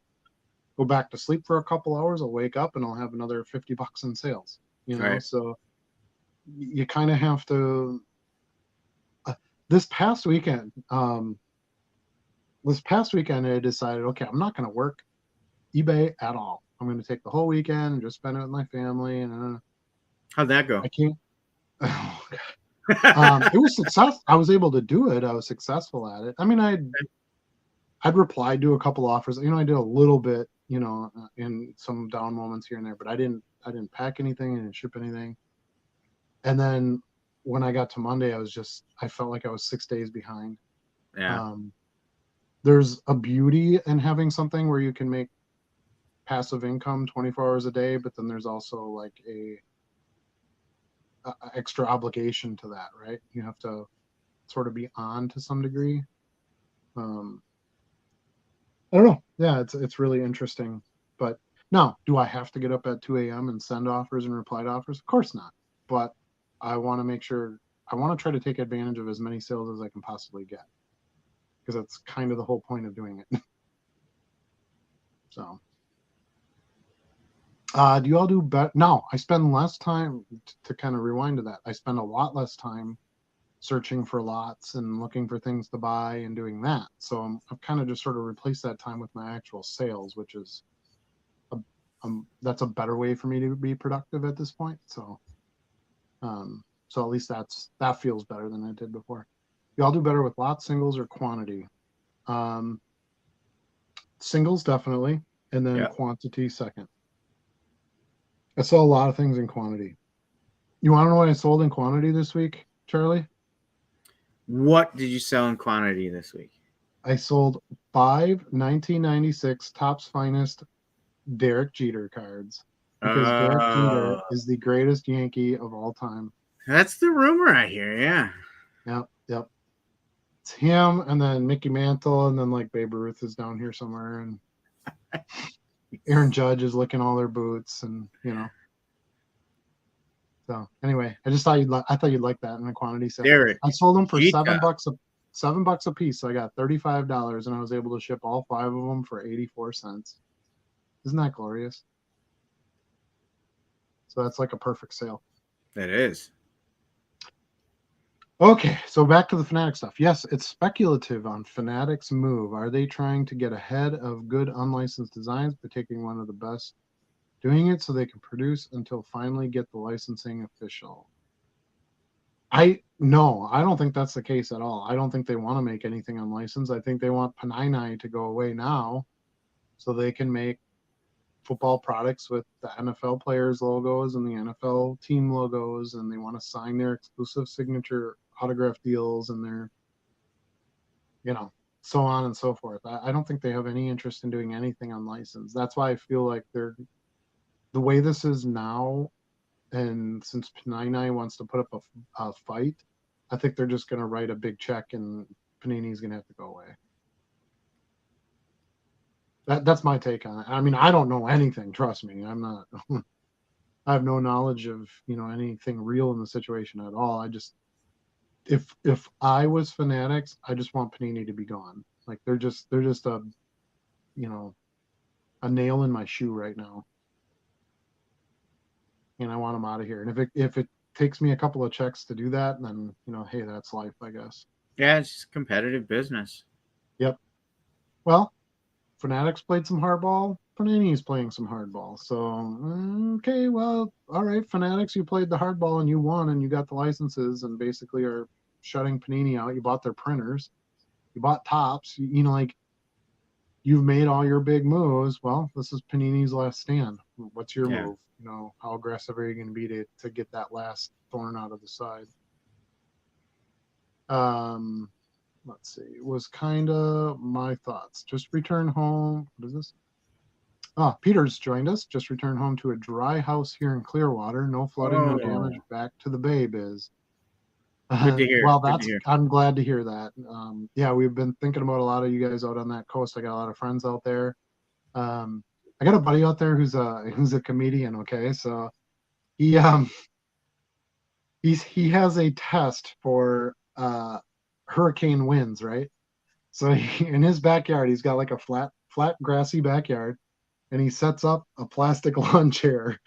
And when it blows over, that's when it's his time when he's supposed to leave. So he sent me a photo today, and he's like, "Yeah, looks like it passed the test, so we're out of here." And it's just a picture of a tipped over plastic lawn chair.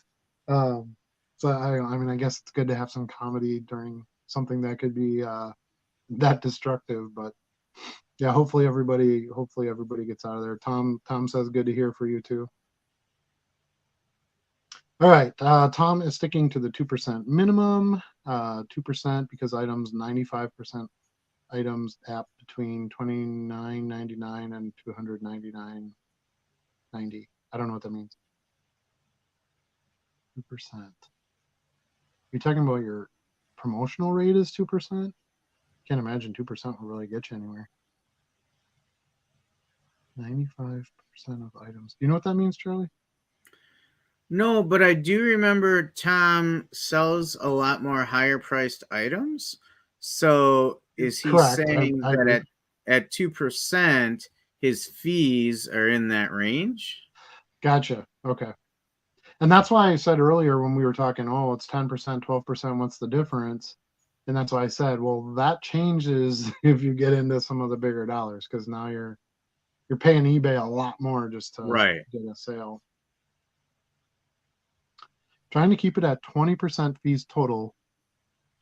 Okay, so he's explaining it a bit more here, which is Yeah. usually there at 2%. Makes sales of $150 hurt handing it over to eBay. I promote every item at 2% flat unless someone like Wander, then I'll bump it up. Okay. So Yeah, you're kind of just doing the manual work yourself though. But correct. you're keeping the floor lower. Right. He's trying not to hand eBay too much money. He'd rather just try to see if he can get that sale naturally. And one of the things that is interesting about cards is generally if the price is higher, it's because there's less of that card, right? It's really supply and demand driven. Obviously, like player and hobby and that plays into it too. But if you're selling $1 cards, there's going to be a lot more competition for that card than there is going to be for $1,000 card, right? Yeah. Probably not as many of that $1,000 card listed. So you maybe don't have to try to get in front of as many sellers as with the dollar card. You've got more horses to race against. Correct? I mean, do you see it that way too, Charlie? Yeah, I think that makes sense. And you don't necessarily have to play the volume games. You have to sell a whole bunch of $1.50 cards. You maybe only have to sell one $150 card to meet your goal for the day. So it's a little different. Quantity is a little driven a little bit there too. What do you consider a good deal? I just bought 18 Scotty Barnes top-loaded rookie cards for $9 total after shipping and taxes. Would you have bought it if you saw the same? Yeah, I mean, Scotty Barnes is basketball. I don't buy a whole lot of basketball prospect stuff. I'm mainly a football guy. My basketball, I kind of stick to my guys I know. LeBron, Kobe, Jordan, Shaq, Rodman. Those are kind of my normal names. It seems like 50 cents per rookie card for a Scotty Barnes lot would be good. And if you're Yeah, paying 50 cents and getting a top load, that's also a yeah. pretty good value. Should leave you Um, room for profit. yeah, I mean, I guess what you'd really need to do is go see what each of those cards would sell for. So um, if you think you can get, and I'm not saying you have to comp them all because I don't comp everything. Comps drive me insane when you're talking low end cards. It's huge. I don't like to do anything I don't have to do. Right, Chuck? That's what I hear. Yeah. Um, yeah, if a low end Scott, if these are all low end rookies, which I'm sure they are at that price, if a Scotty Barnes low end card is selling for $2 to $3, yeah, you got something there. If you can sell them each for $3, and you should be able to get your $9 back pretty quick. And how fast do they sell? I don't know. I don't know the Scotty Barnes market that well, so that would be something that um, you'd have to follow up on a lot. Now, as far as would I buy them if I saw them, if I was in the market for Scotty Barnes low end rookie cards, yeah, it seems like it would be a good deal. Generally, when I'm searching for bigger lots and of big name players. Is generally what I buy. You, Charlie, would you buy something like that? So Scotty Barnes in particular, I'm not a huge basketball guy either, so I don't know that I would have necessarily grabbed those myself. But just from a purely monetary standpoint, for me, usually 50 cents a card is kind of like my ceiling when I'm working through a value box someplace. I want to do better than that. Like that's really if I get above that these days, I'm like, ugh, I feel like I didn't get the best deal there. I'd rather be around a quarter or 20 cents. And Adam, a lot of times you're around 8, 9, 10 cents a card. Yeah. But the top loaders do make a difference, right? And sleeves, if they're in sleeves. If So then you're if getting you shipping. use top loaders, I use top loaders to ship with. Right, right. So yeah, I mean, I have no problem with the deal you made. I've probably made, you know, dozens of deals like that already in my short selling career. Um, I just, I don't know if I would have bought Scotty Barnes myself, but from a purely monetary standpoint, I think you did fine. I think you'll find you can probably do better than that at Yeah. times as well. One of the things I learned from Adam is don't be shy of asking for what you need to make the profit you want on that card, Right. and if you can't get it, don't be afraid to walk away. And that's something I'm still working on, finding how far I can push. Um, One of the challenges I find when I'm when I'm spending 2 hours going through a dealer's value boxes, I don't want to. I don't want to have to strike out on that deal and walk away empty-handed, right? Like I just put 2 hours of time in. I got to walk away with something. But So but let me ask you this: does that dealer want you to walk away after you dug through those boxes for two no, hours? no, absolutely not. It's a two-way street. You just got to Yeah, find somewhere in the middle, yeah, exactly, and that's where exactly. quantity is so key. That quantity gives you the position of power. Yeah, yeah. I mean, when I go into a table, I've got two numbers in mind. I've got a target of what I really want to spend for cards, and then I've got a walk away point in my Mhm. mind. And I've done it before. I've done it where not necessarily 2 hours, but I've dug through a box and I found, a fairly healthy amount of cards, and I've tried to make an offer to the dealer, and the dealer's just not easy to work with. Hmm. And I said, okay, I'm gonna pass. There's other cards Yeah, at that show, and I have inventory. It's not like I'm like, oh, I gotta have card. I need cards. I yeah, don't have that. Then if you're to a desperate point, it's a little different. But I'm mainly just looking to continually grow the inventory. It's not something that I have to desperately purchase yeah. in 99% of the cases. Now, I want to make one comment on your point earlier, Charlie, of about you want to cap at 50 cents, and I'll say that it still depends on what you're buying. Like if I'm buying a Sure. bunch of Jordan inserts, I'll pay $1.50, $2, even for low end insert. I sell collector's choice. Those were 89 cents a pack for 12 cards back in the early 90s. I'll sell base Jordan collector's choice cards for $5. Yeah, So I'll pay $1 for those all day long. And you're not going to find Jordan cards in a 50-cent box. Um, that's fair. Yeah, so and it really depends. Kobe, I can't find Kobe anywhere. I'd pay upwards of $2 a card for some base cards, yeah, just to yeah, get some stuff in the store. I mean, my Jordan drawer is. I mean, all the cards are flopping over because I got too much room in there because I can't find stuff to fill the drawer with. So yeah, yeah. it's It depends on relative. what you're buying for sure. I mean, Yeah. I sometimes I'll buy some things that aren't in a 10-cent box or a 50-cent box, Mhm. and sometimes I will pay a little more than that, but that's usually at a card show where I'm looking at my average cost per card over the course of the day as I Oh, buy sure. from Gotcha. multiple different dealers, Yep. because I don't come home, I don't sit here with a stack of cards like this and I'm like, okay, these ones I paid 8 cents and these ones I paid, 20 cents and these ones were $1 each here on top. I don't I just know that in order for me to consistently make a profit at my lowest price point, I need to be 50 cents or under on average per card. Yeah, and I'm different that way. When I get home, I go, these are the cards I paid $1 for from this dealer. These are the cards because when I price, I don't comp. I go based off of what I paid for the card. Mhm. Because you're right, I want my margin. So for me, it's important to know, well, I paid $1 for this card out of a box. I need to charge $5 to $6 for it.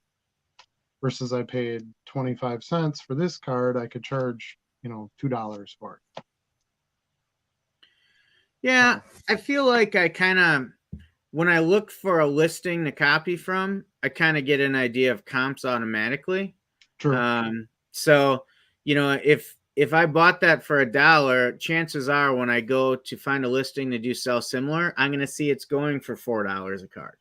Right. But you kind of also needed to know that before you bought the card to some True, degree, true, because you don't want to but overpay. it's really there are certain classes of cards that you just Yeah. know tiers in too. Yeah.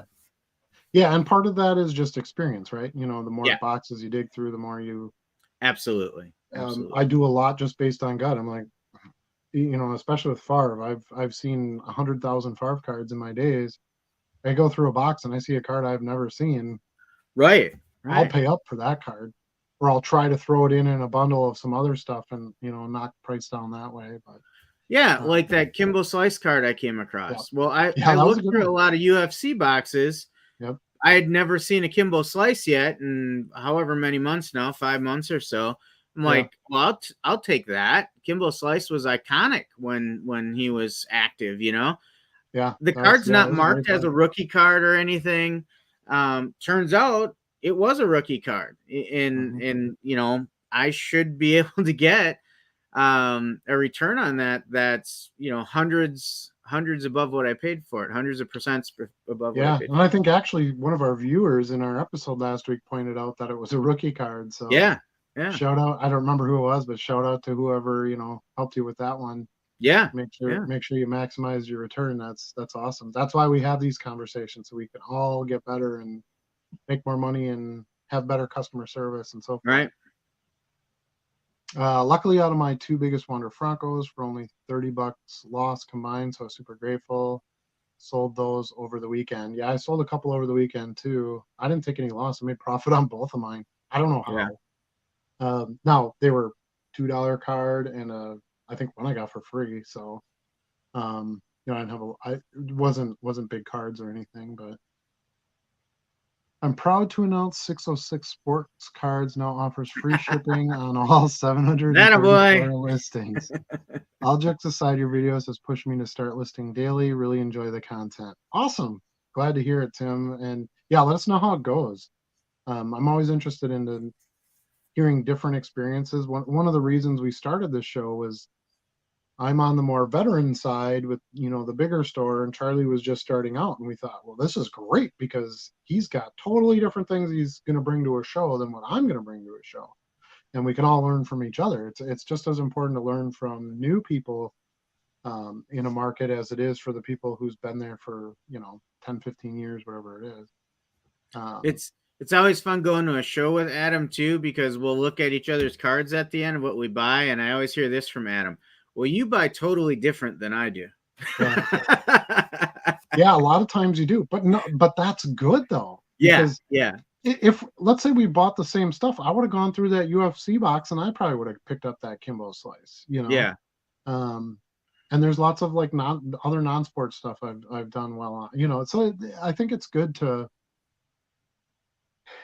I don't think I think this market is too big to master all of it. So you have to kind of figure out what Agreed. interests you and what you can make a profit on. Have your little honey hole cards that you regularly buy and resell because there's easy margin in it, and kind of go with that. If you're not into the $1.50 stuff, you don't want to sell that and it doesn't interest you, you want to sell $10 cards, well then buy the hell out of $10 cards at the right price Yeah, to make your profit. So yeah, I mean, there's a ton. That's one of the things that's great about this hobby is you can find cards for a penny or even free cards, and you can find cards for $15 million. I mean, yeah. it's pretty insane. I don't know of any other market that has that kind of a spread. Um, so yeah, you just have to figure out what your place is.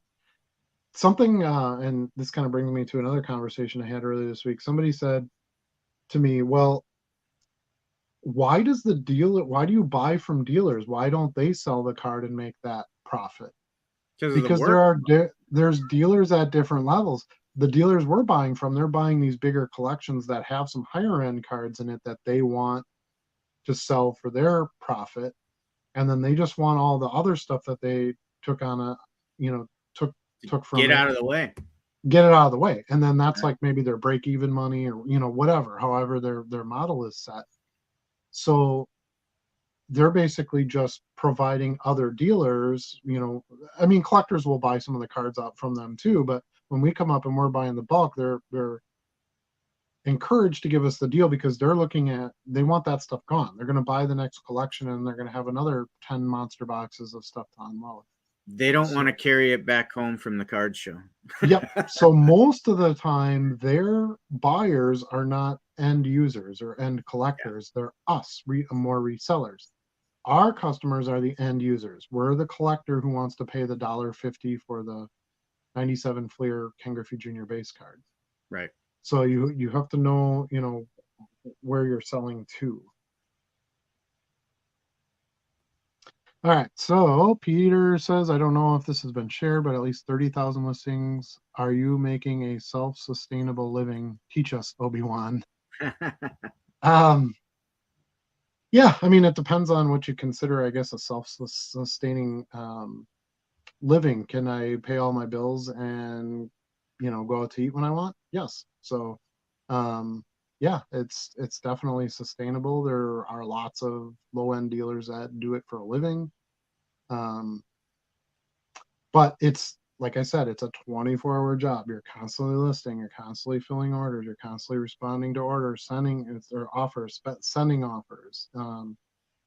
And I think at 30,000 listings is not ideal as far as your end game for making a living. You know, you're making just enough to live on versus when you hit that 66,000 mark, you know, the max listings, now you're really making big money, and it is taking you plenty of hours in a day to get everything um, shipped and listed and so on. So yeah, but it's fun. It's a fun way to make some money for sure. Are you listing more football and basketball cards now because the seasons are almost here? Do you list every sport no matter what season is taking place? This is from Patient Picker. Welcome, Patient Picker. I think this is your first time on the show. Happy to have you. Um, we've talked about this before Yeah. a few times, and yes and no. um, for example, I sold that backup Bears quarterback rookie as soon as I opened that box of score because I could get $10 for it, and that's not going to continue. Right. So there are situations where I want to get stuff out right away when there's a particular hype in that market. But I mean, I have piles of stuff laying around. It's all got to get listed, and I try to list what I feel like is going to have the best buyers at that time. But I don't just sell sports; I sell non-sports. Um, so right before the Teenage Mutant Ninja Turtles, the new Turtles movie came out, I listed a bunch of my turtle stuff. I bought a bunch at the National. I bought a couple of different lots of inserts and stuff on eBay, and I listed that stuff right away. Turtles is really hot right now. If you go into Walmart and look at their toy section, it's like 50% turtles down the boys' toys aisle, right? Action figure aisle. Um, so yeah, I think you have to play into to some degree what's going to be in the hype. Um, but sometimes it's good to zag when everybody else is zigging. Maybe if nobody's listing soccer, that's the best time to list soccer. You know, Right. um, I, I just I just want sales. I don't really care what card it is that sells. Um, so I just want to get them all listed. That's my motivation. And sometimes when I'm like, oh, I'm tired of listening to football stuff, I'm gonna grab a stack of Sports Illustrated for Kids stuff. I'll list a bunch of those, and then I get tired of that, and I'll go list some music cards. So I don't know. I just kind of jump around. I have enough stuff to list, and um, unless it's something super hypey in the moment, I don't really focus on one thing over another. Yeah, same. Like I do try to stay in tune with the media cycles because you want to catch some hype cycles. So I actually what I was working on today is some F1 cards, right? F1 is hot right now. It's going up. I want to Yep. make sure I got plenty out there. But it's not that rigid, right? Like Yeah. when I turn around and I see a couple thousand cards that I have available to list, do I want to list 500 football cards in a row? Probably not. I get kind of burnt out looking at the same thing over and over again. So I like to break it up. Uh, Late last week, I was listing some World War II non-sport cards. Hmm. Okay, just for something different.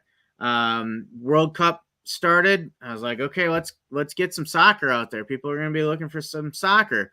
But then I also got some Indiana Jones because there was a new Indiana Jones movie going out there, right? Like Yep. it's a little bit of the hype cycle, a little bit of the sports seasons, but then you do a little bit just to keep your own interest so you don't go crazy with it too.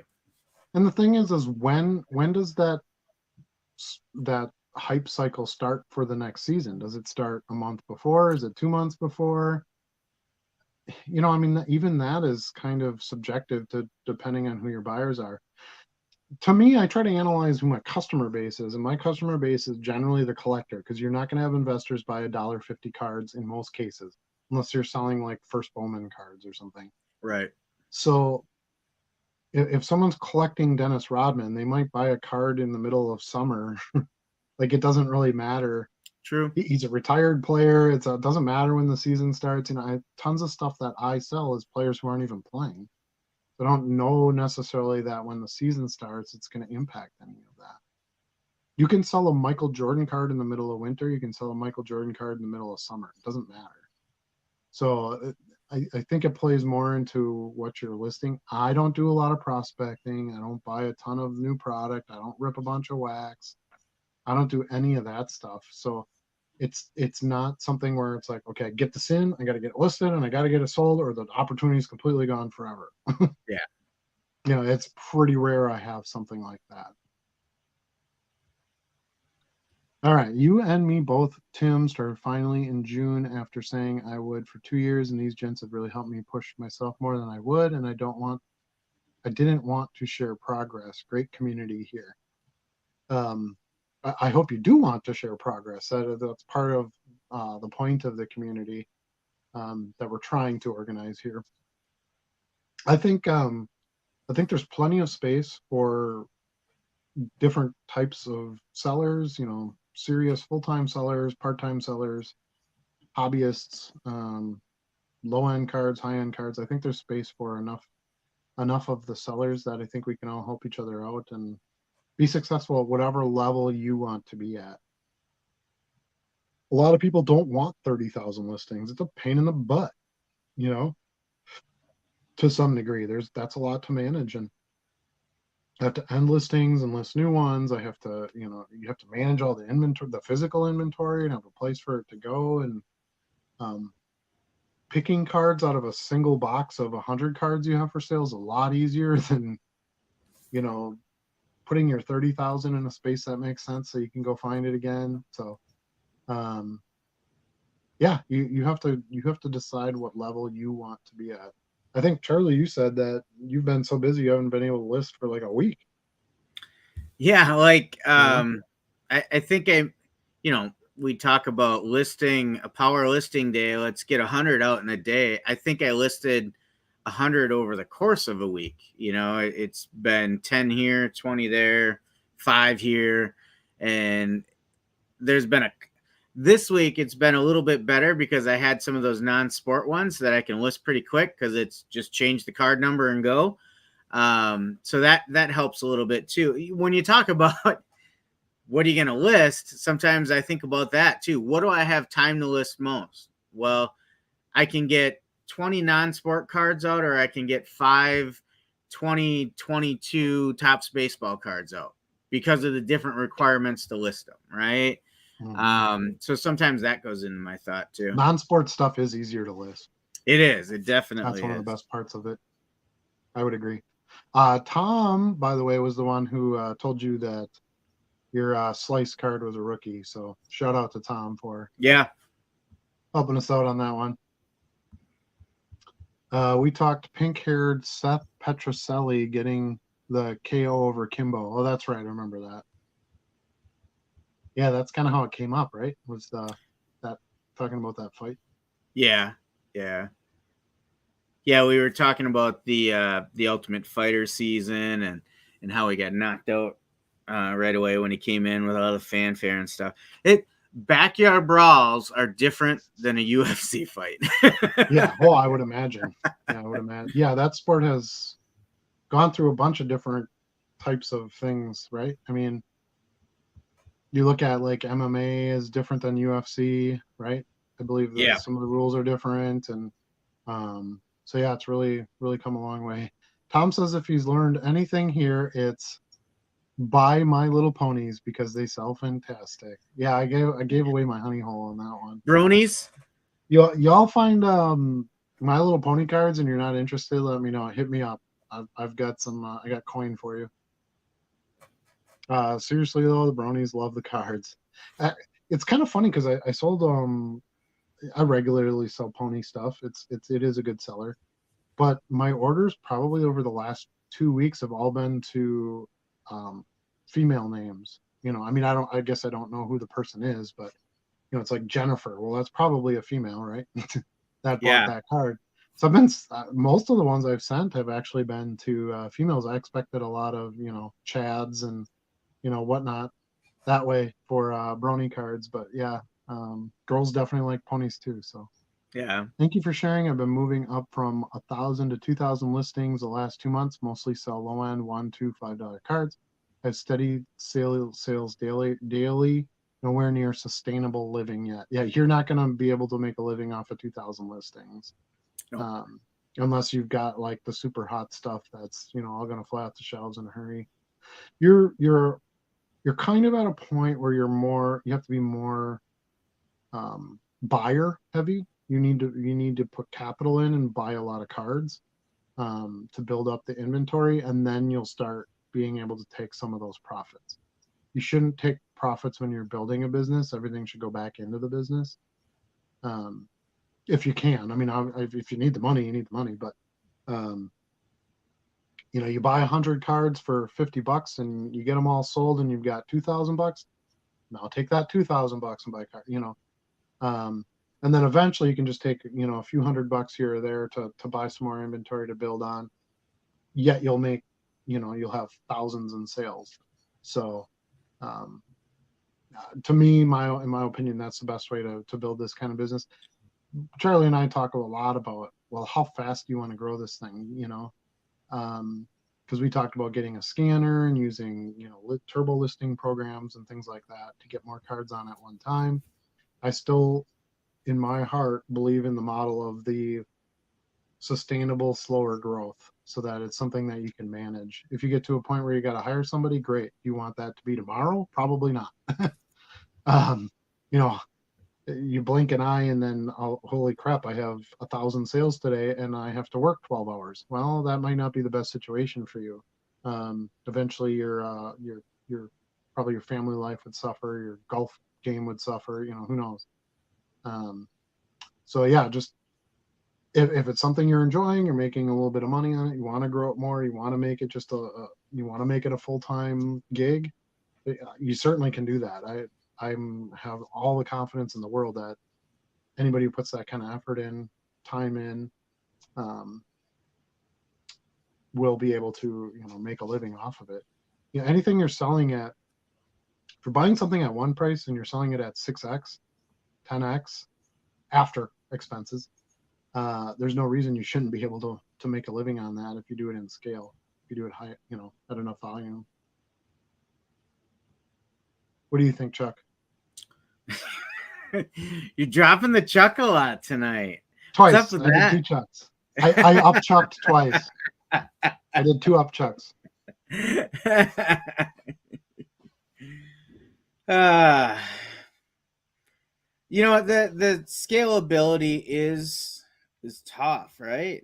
Like, you do it too fast, you're gonna shoot yourself in the foot. I think you're seeing some of that now too. Like, you're at that point where you have to have serious conversations with yourself about, do I need to get help? Right? Can I keep Mm-hmm. up with the listings now? I'm still trying to get over 1,300 listings. So I'm very manageable in my shipping. So I'm nowhere Yep. near that point.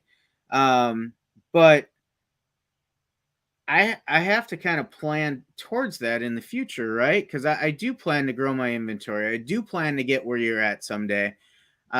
These are lessons I'm taking from you as you're at that point, so that I can plan for that and effectively manage through it, right? So Yep. yeah, you definitely have to think about the resources required once you get to a certain point. Yeah, it's because it's volume heavy. It's gonna be time heavy. Like they sort of just go hand in hand. Yeah. Um, Somebody once told me, well, if you're making $25 an hour, you couldn't make that selling cards. But there's a huge flaw in that statement because you make $25 an hour, but only for 8 hours out of the day. The rest of the day, you don't make squat and you don't get paid anything for your days off. Let's say Saturday and Sunday. Let's say you're an 8 to 5, Monday through Friday. Well, you can sell cards 24 hours a day, 7 days a week. So if you made $7 an hour, you'd still be making more money. Yeah, it just like the card volume game, it's a volume game with Mhm. the hours you can be selling too. Correct. So the bigger challenge in the whole thing is listing. You have to do tons and tons and tons of listing. Um, Quality listing. I'm not saying just grab a bunch of, one penny, um, no name or commons that'll never sell. I'm talking about selling, listing quality cards. You have to list a ton of them, because the more listings you have, the more you're going to sell in a day, which is good. That's what you want. But the more you sell in a day, now the more you got to list. So Yeah. it just keeps compounding. If I sell 200 cards in a day, I have to list at least 200 just to stay at par, right? That's tough. It's tougher than it Yeah. sounds. Yeah. Especially once you start promoting listings and your volume starts to grow in sales. Yeah, yeah, well, yeah, big time. But Charlie knows I have some goals. I don't really want to talk about like my money numbers or anything like that, but um he knows I have some goals. I'm like, okay, I'm here. I want to get to this target, and then I can go full time, and then I want to get to this target, and I can hire somebody, and then I want to get to um so in my video that I posted today, I actually talked about a big change I'm already making in my business. I actually had a guy at my house today. I got all the drywall done in my basement, and I had a guy come and do the plastering today. And I'm moving my office to the basement because I want more space down there. I've got like a kitchen area in my basement. Um, it's going to be better for sound and for making videos and things like that. So I'm already making some steps where I'm changing kind of what I'm doing with the business as it is. So you have to be willing to continually evolve, and um, you have to be able to manage your growth and things like that. I would love to pay somebody every day to list cards or fill orders or do whatever. I think that would be amazing. Um, but it has to be the right timing, and I would have to have the right resources for that to make sense. Yeah. It's hard some nights to get a listing done. Being 40, working full time, I find my energy dip during the week right after dinner. They make a pill for that probably, but Or um, monsters. yeah, yeah. You need a goat to scream at you once in a while. That'll keep you awake. Uh, What's up? What's up? Wow, that was emphatic. Um, let's see. Right after dinner, so get maybe 10 done during the week. Power out 50 on the weekend. It honestly, when you're just starting out, just try to do as many as you can here and there. You're not going to be able to go full time. You're probably not even going to be able to, work a part time job and do it. You'd have more time to commit to it. Um, don't burn all your family and your free time doing it, because Yeah. then you're going to hate it, and it's going to be a problem. And there are I've talked to other sellers that have started, since I'm kind of at this point now where some new people come to me. Since Charlie and I have been doing this, that they're out. They go so hard and so fast, and they just, well, I have to get 500 listings done today, and I gotta, and it's like, dude, you're burnt out before you even really got started. So Yeah. just take your time with it, get to know what you're doing, get some sales, build up some customer base, get some feedback numbers, um, get faster at shipping, get a thermal printer, right, Charlie? Get a thermal printer. It's my nemesis. Find some software to track your sales, turn on your automatic feedbacks. Like, there's just get a bunch of things sorted out, and grow slowly, and then see if it's something you really want to pursue as a bigger venture, right? I felt like for me there was a trajectory that I wanted to start on.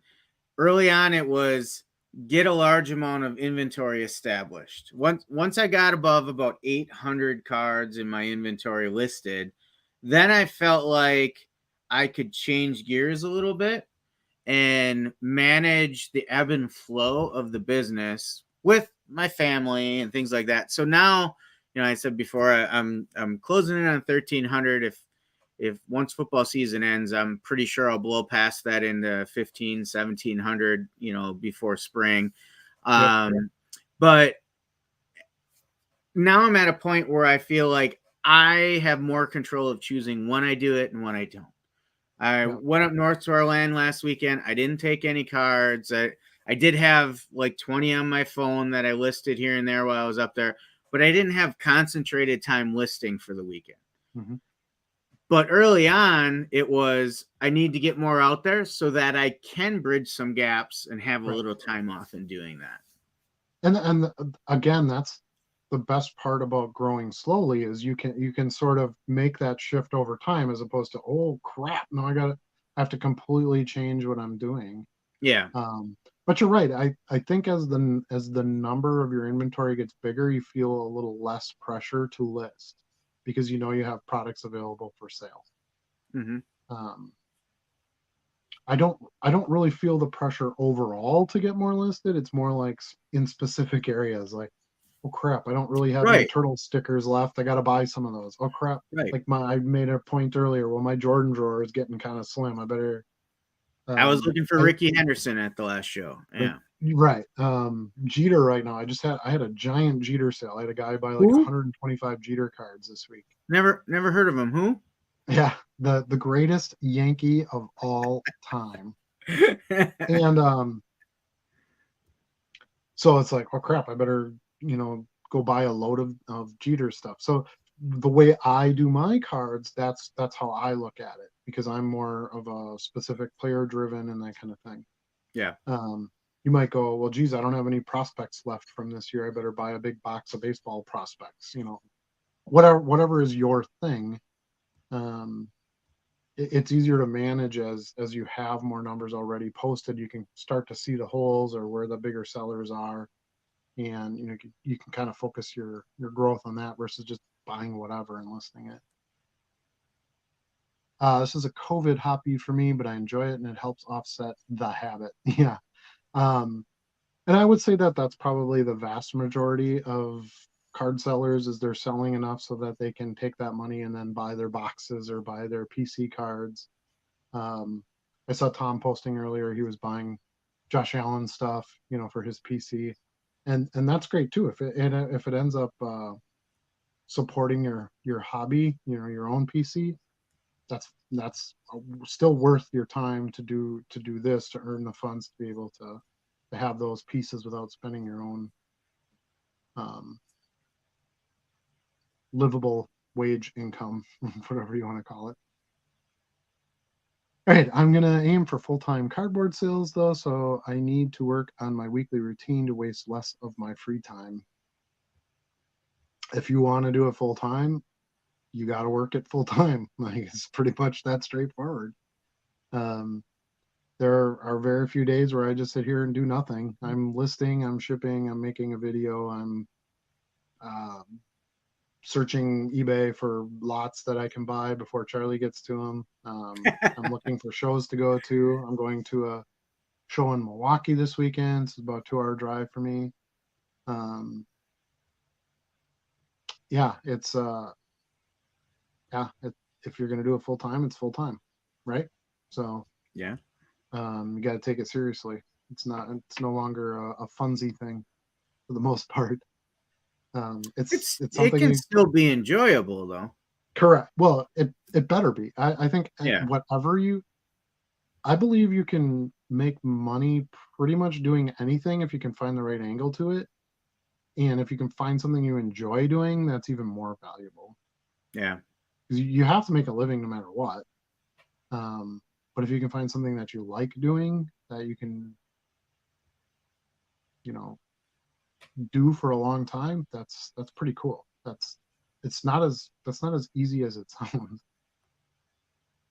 I mean, I know a lot of people, you know, I was just talking to my neighbor this morning, and he's like, "Oh, I got 8 more years, and then I'm done." And I'm like, "Oh, okay, well that's cool." And he's like, "Yeah, I can't wait to get out of there." And I'm like, "Well, good thing you worked there 23 years Yeah. at a place you hate going to every day." All right, so in 8 years you get to retire. That's great. What about the 27 years you've been there that you hated life? Like Yeah. those don't have any value. You're just waiting until you're 65 and then you're gonna live. Like, Yeah. and there's too many stories of, hey, I worked this hard and now I retire. I never saw my kids or anything, but now I'm retired. And 2 weeks later, you die in your rocking chair. Yeah. Um, life's short. Do what you want to do, but make sure you pay your bills. Those are the two things, and your taxes. All right, yeah, haha. My purchases are still more than my sales, so I need to work on that. Yeah, that's not going to work if you want to make a living at it. Enough inventory to list full time for a couple of years, so need to work on auction willpower. Um, yeah, you gotta watch. The biggest thing you can screw up if you run a business is outspend what you make.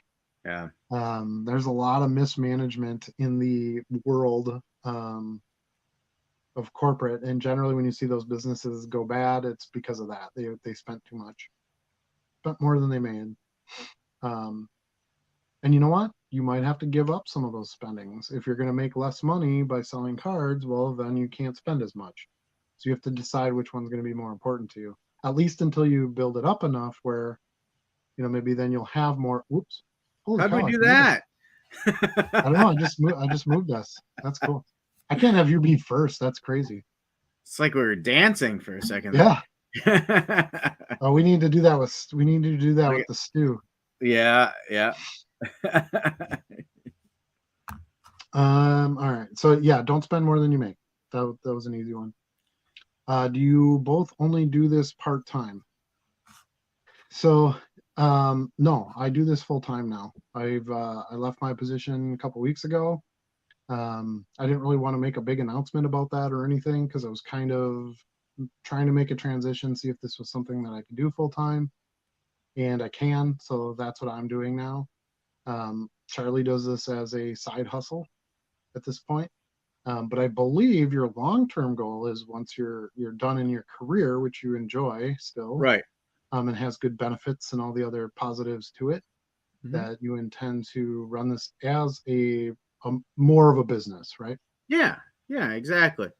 It's something for me to do that it's a reason to get up every day and do something I enjoy every day when I'm no longer working the 9 to 5 grind, right? Like in the corporate world. Yeah. So, and that's what's kind of funny because I think people glorify My wife works from home too, so we both do, which is kind of interesting. I think people like to glorify that, like, oh, this is great, and then there are definitely pros to it, but there are things that are difficult too. I also have a dog, and I have another adult living in the house, and then I have a younger daughter, and it's like those things are all right there too. Mm-hmm. Um, a lot of those days, and so you still kind of have to manage life along with the job, and um, it's all the disciplines on you. No one says, "Hey, you didn't come in at 8 o'clock. Where the hell are you?" Right. You just flat out aren't going to be successful if you don't kick your own ass. So, um, and it's when you're working at home, it's even easier to be like, well, I'll just watch the news in the morning and I'll get to going whenever I get to going. And, Yeah. I'll hang it up at 4 and I'll go golfing instead. And, you have to be able, no, I worked from home before running my own business. It was quite a few years ago, but it was an eBay business and it was successful. Um, so, I have some experience that way, but yeah, it was a new routine to get into where I'm like, I got to do this in these hours. It's one of the reasons I like making the daily low end seller videos because it kind of forces me too to then be like, how's my day gonna look? What's my layout for today? And then to some degree, the day to day, I'm still trying to figure that out a little bit.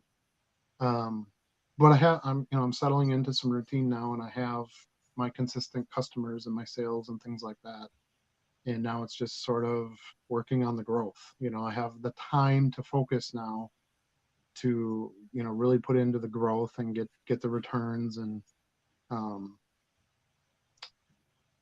get to some more shows and get some more purchases that way, have more time with my family, which was the number one reason I wanted to make a change. Essentially, for the last year and a half, I've been working two full-time jobs because I had grown this as much as I had. So I was getting up at 3:30 in the morning and doing this for a couple of hours and packing orders and getting some listings done. And I was bringing stuff to work and trying to do that in downtime and responding to customers. And then I would come home and go, sorry, I got to get back to work upstairs because I have another 100 orders I haven't been able to fill. and that's not the life that you want to do either. The money can be good that way, but who wants to work two full-time jobs? Not me, not Right. this guy, not at my age. Um, and I'm in a fortunate position where I didn't need some of the extra things that a corporate job gives you. Um, I just needed a paycheck, so um, it was a good spot to be in. But yeah, it's a whole different focus. You have to look at it as your you need a paycheck type of job. Um, and you have to watch your expenses that much closer, and you have to make sure that you have enough sales, and you got to make sure your inventory is controlled and your customer service is good, because you don't want that to start hurting your business. So um, yeah, it's level times 12. So what do you think, Charlie? I get it, because this time of year, I essentially work two jobs, right? With Yep. coaching and then my regular day job. And then Um, cards. yeah, and then trying to get cards in there as well, which I have to prioritize some of them. That's why my card work has been a little slower of late. But it goes back to, it kind of ties back to that scalability conversation as well, right? Like, Yep. how much time do you have available to work on it, and how much time do you want to work on it? So I mean, going back to the question at hand, I would consider it, I think you used the right term for me, a side hustle. Yep. Am I making a ton of money on it? No. Am I making some money? Yeah, I get a deposit every week, and it's something that I can Is it more use. than you're spending? Um, you know, Early on, definitely. But what I've found, I was going to mention this before, and then we switched topics. But when I first got into this, I saw myself as more of a collector. Hmm. And then I said, "Oh, I have all these collections upstairs, and I have no idea what I'm ever going to do with it. Why don't we sell some of it, right?" Um, so then I got into the retail world, and initially, when I got into the retail world, I got addicted to those eBay auctions as too, which we touched on a little Yep. bit. Like, it was frenetic. I was looking at my phone all the time, looking for the next auction, using sniping programs and stuff like that. And then I got into buying hobby boxes and stuff, and still thinking to myself, well, yeah, I'm still a collector, right? And I do like ripping some wax now and then just to see what I get. It's kind of like gambling. Yep. Um, I Oh, would say it's over gambling. Don't get it twisted. Yeah, I would say over the past couple months, my buying other than card shows has curtailed tremendously. Like, Hmm. I'll buy a blaster every once in a while if I'm in Target. I don't go anywhere to buy cards other than a card show anymore, you Same. know? Same. so so my spending has been cut way down. When you figure I go to maybe one show a month, I'll spend 100 to $200 on cards. Um, I also am fortunate that I had 11 years of inventory behind me to Yep. start funding my business. So, in the grand scheme of things, if I go back 11 years, I'm probably, I'm not probably, I'm definitely still negative. I haven't sold 11 years worth of buying cards yet, right? Right. Um, but when I look at what I've bought when I started selling to now, I think I'm getting ahead now. And like I said, the first couple of years of building any business, cards or not, it's going to be cost heavy, because Yeah. you don't have the inventory. You have to build. You have to put equity into it. You have Yep. to build that capital. You got to put capital Yep. into it.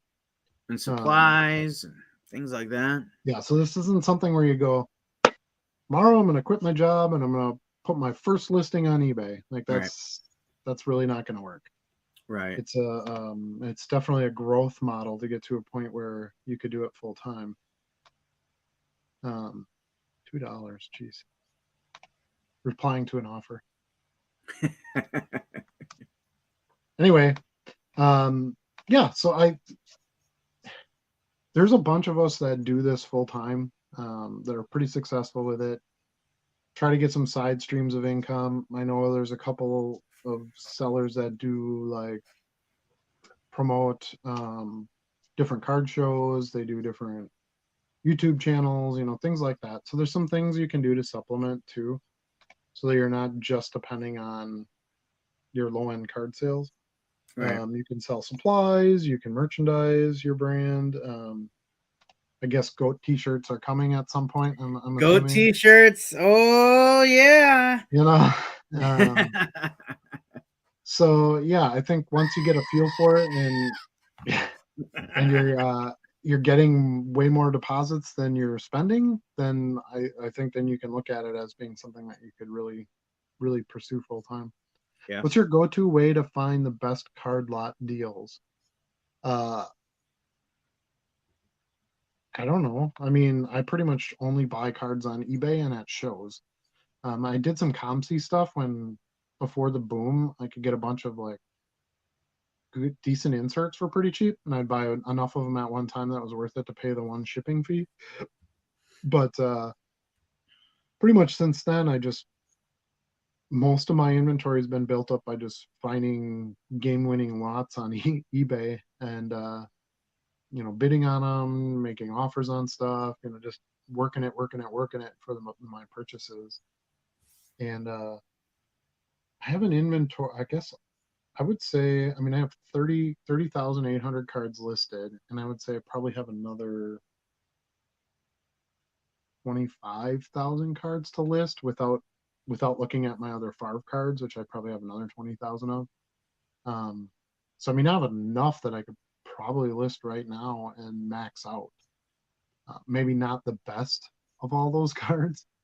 Um, the best selling cards, some of them. So some of them might not get listed anyway. But that's the other thing you have to start to look at when you get bigger is you can't just list anything. When you have 66,000 listings, sure, you can list that, you know, common bench riding second string quarterback tops card because it can sit there and it doesn't really affect anything. But that eventually might be taking up a spot of something you could list for that would have a better sale, you know?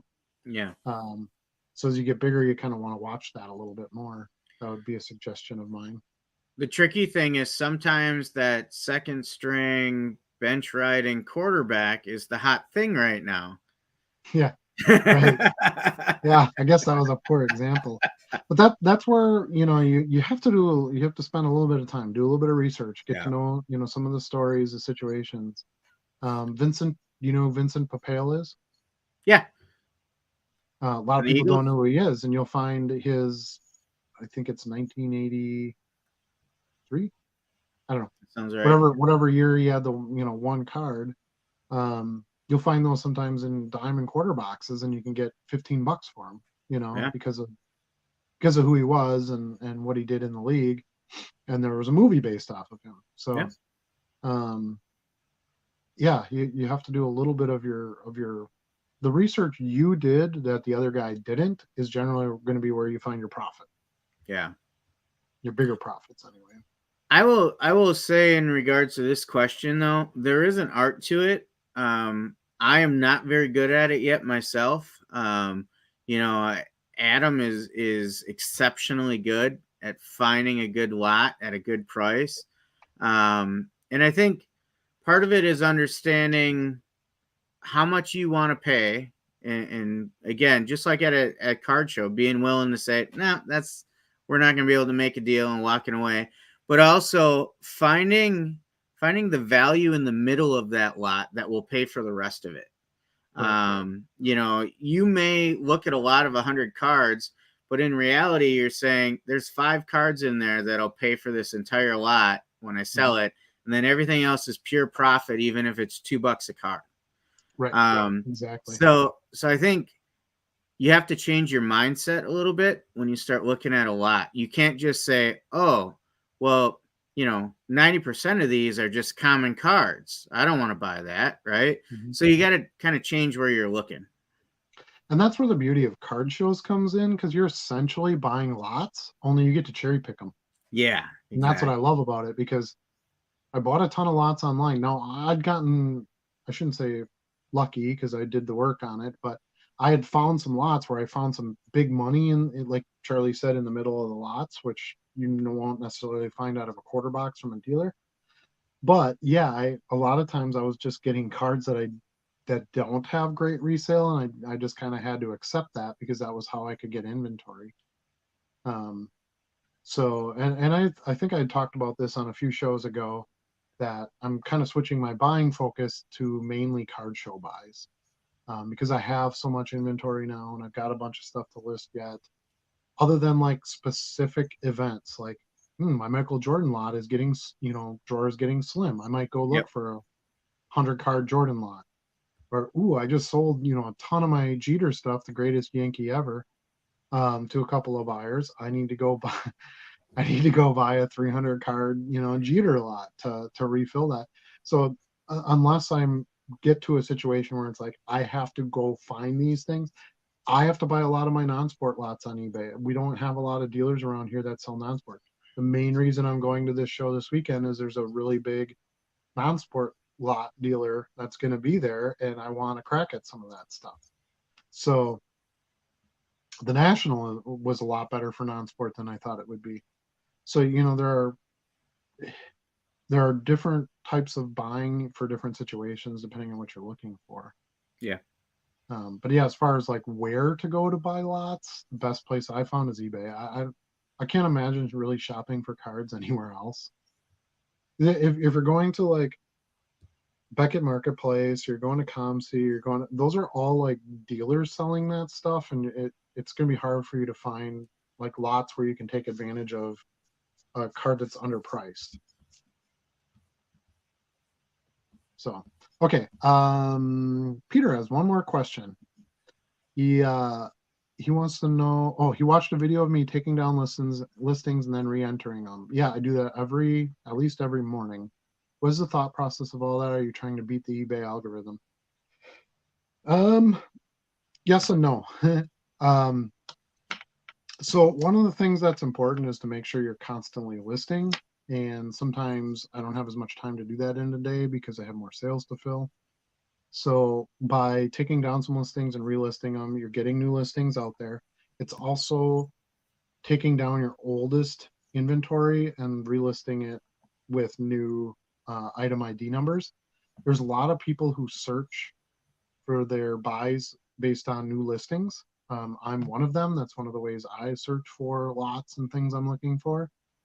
So you could potentially get some of that older inventory in front of the eyes of buyers who maybe wouldn't be looking at it otherwise. So that's why I do it. I do see some sales out of it, so I feel like it's worth it. If I don't get any sales out of it, it took me like 2 to 5 minutes to do it. So I feel like there's still some value in doing that each day.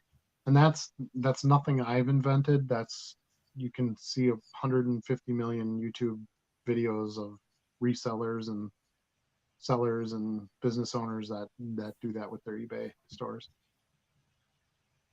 Yeah, I have not tried that yet. Of course, my inventory is no more than 5 months old too. Right, right. Yeah, I have some that's a couple years old. And I don't do that with like I have 30,000 listings. I don't take down 30,000 listings and really, I take down 200 because that's how many are on that final page. Remember, I'm lazy, so I want just one quick shutdown, and then it's easiest to list them in lots of 50 because again, when you have those ended listings, they're paged by 50 listings. So I take the 50, I list them, and then I delete those 50. And then I take 50 well, you watched the video of how I do it. And that's my process for it. And doesn't cost you anything to do it. And I feel like at least that way for sure, right away in the morning, I have some listings out there while I'm pulling carts for orders and things like that. Other orders are coming in. So um, it sort of helps me get things moving for the day. It's the way I see it. Urethra Franklin. I just love that name. Congratulations on the move to full time. I thought you were part time, but then I saw your vlogs. Now it makes sense. Yeah. So that's something that I'm trying to do is improve my channel and I've gotten some really good results out of that this past week or so. Trying a new format, doing being able to do a little bit more in editing and things like that has netted me better um, views, better. I have a lot more subscribers. Those have been coming in bigger. Um, all the arrows are green when I go to YouTube, right? You want to see green arrows. They try to make it real easy for you. I'm seeing green arrows, so I'm doing something right, and I hope to keep being able to help others. That's a big motivation for me in doing this, is to try to help other people grow, whether it's a side hustle, it's a business, it's a retirement plan, whatever, however you want to take this. Um, if I can use any of my time for that purpose, that's why I do a show on Wednesday night. I have a family, I have a kid.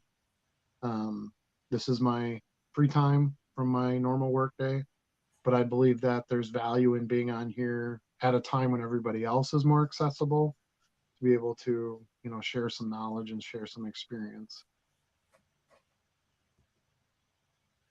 What do you coach, Charlie? Very cool. He coaches a team of goats.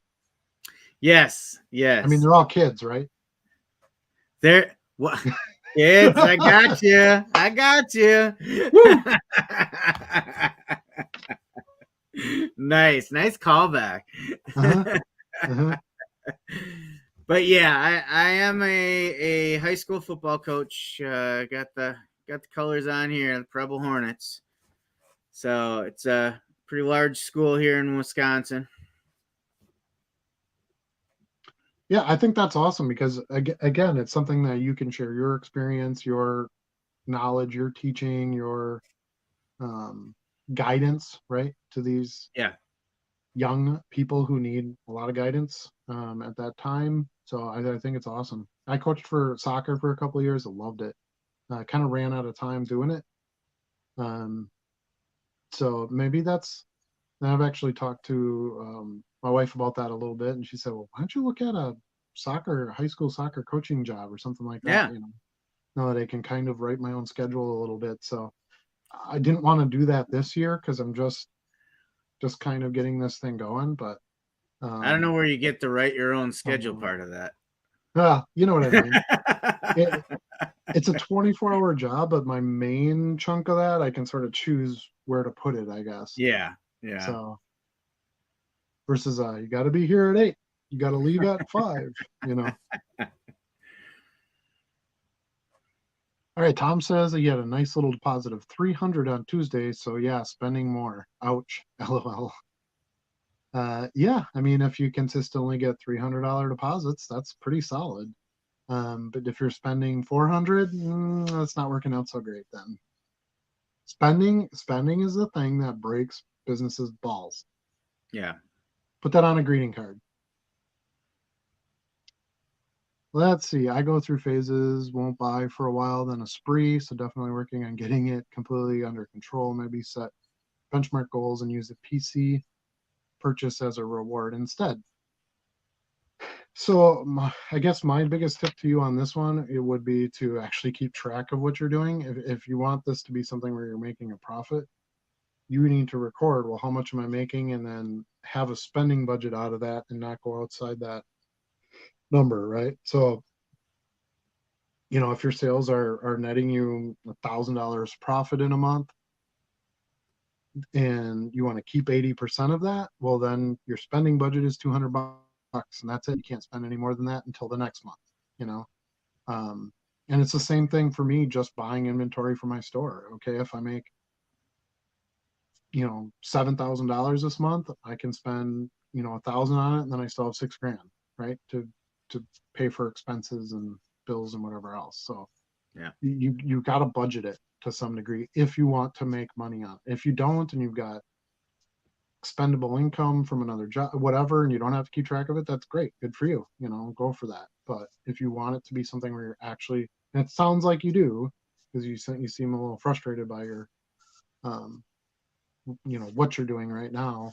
You need to come up with a way to keep track of those things a little bit better so that you can keep those expenses in check or those spending in check. Crowd chanting Stuart, Stuart, Stuart. What's up?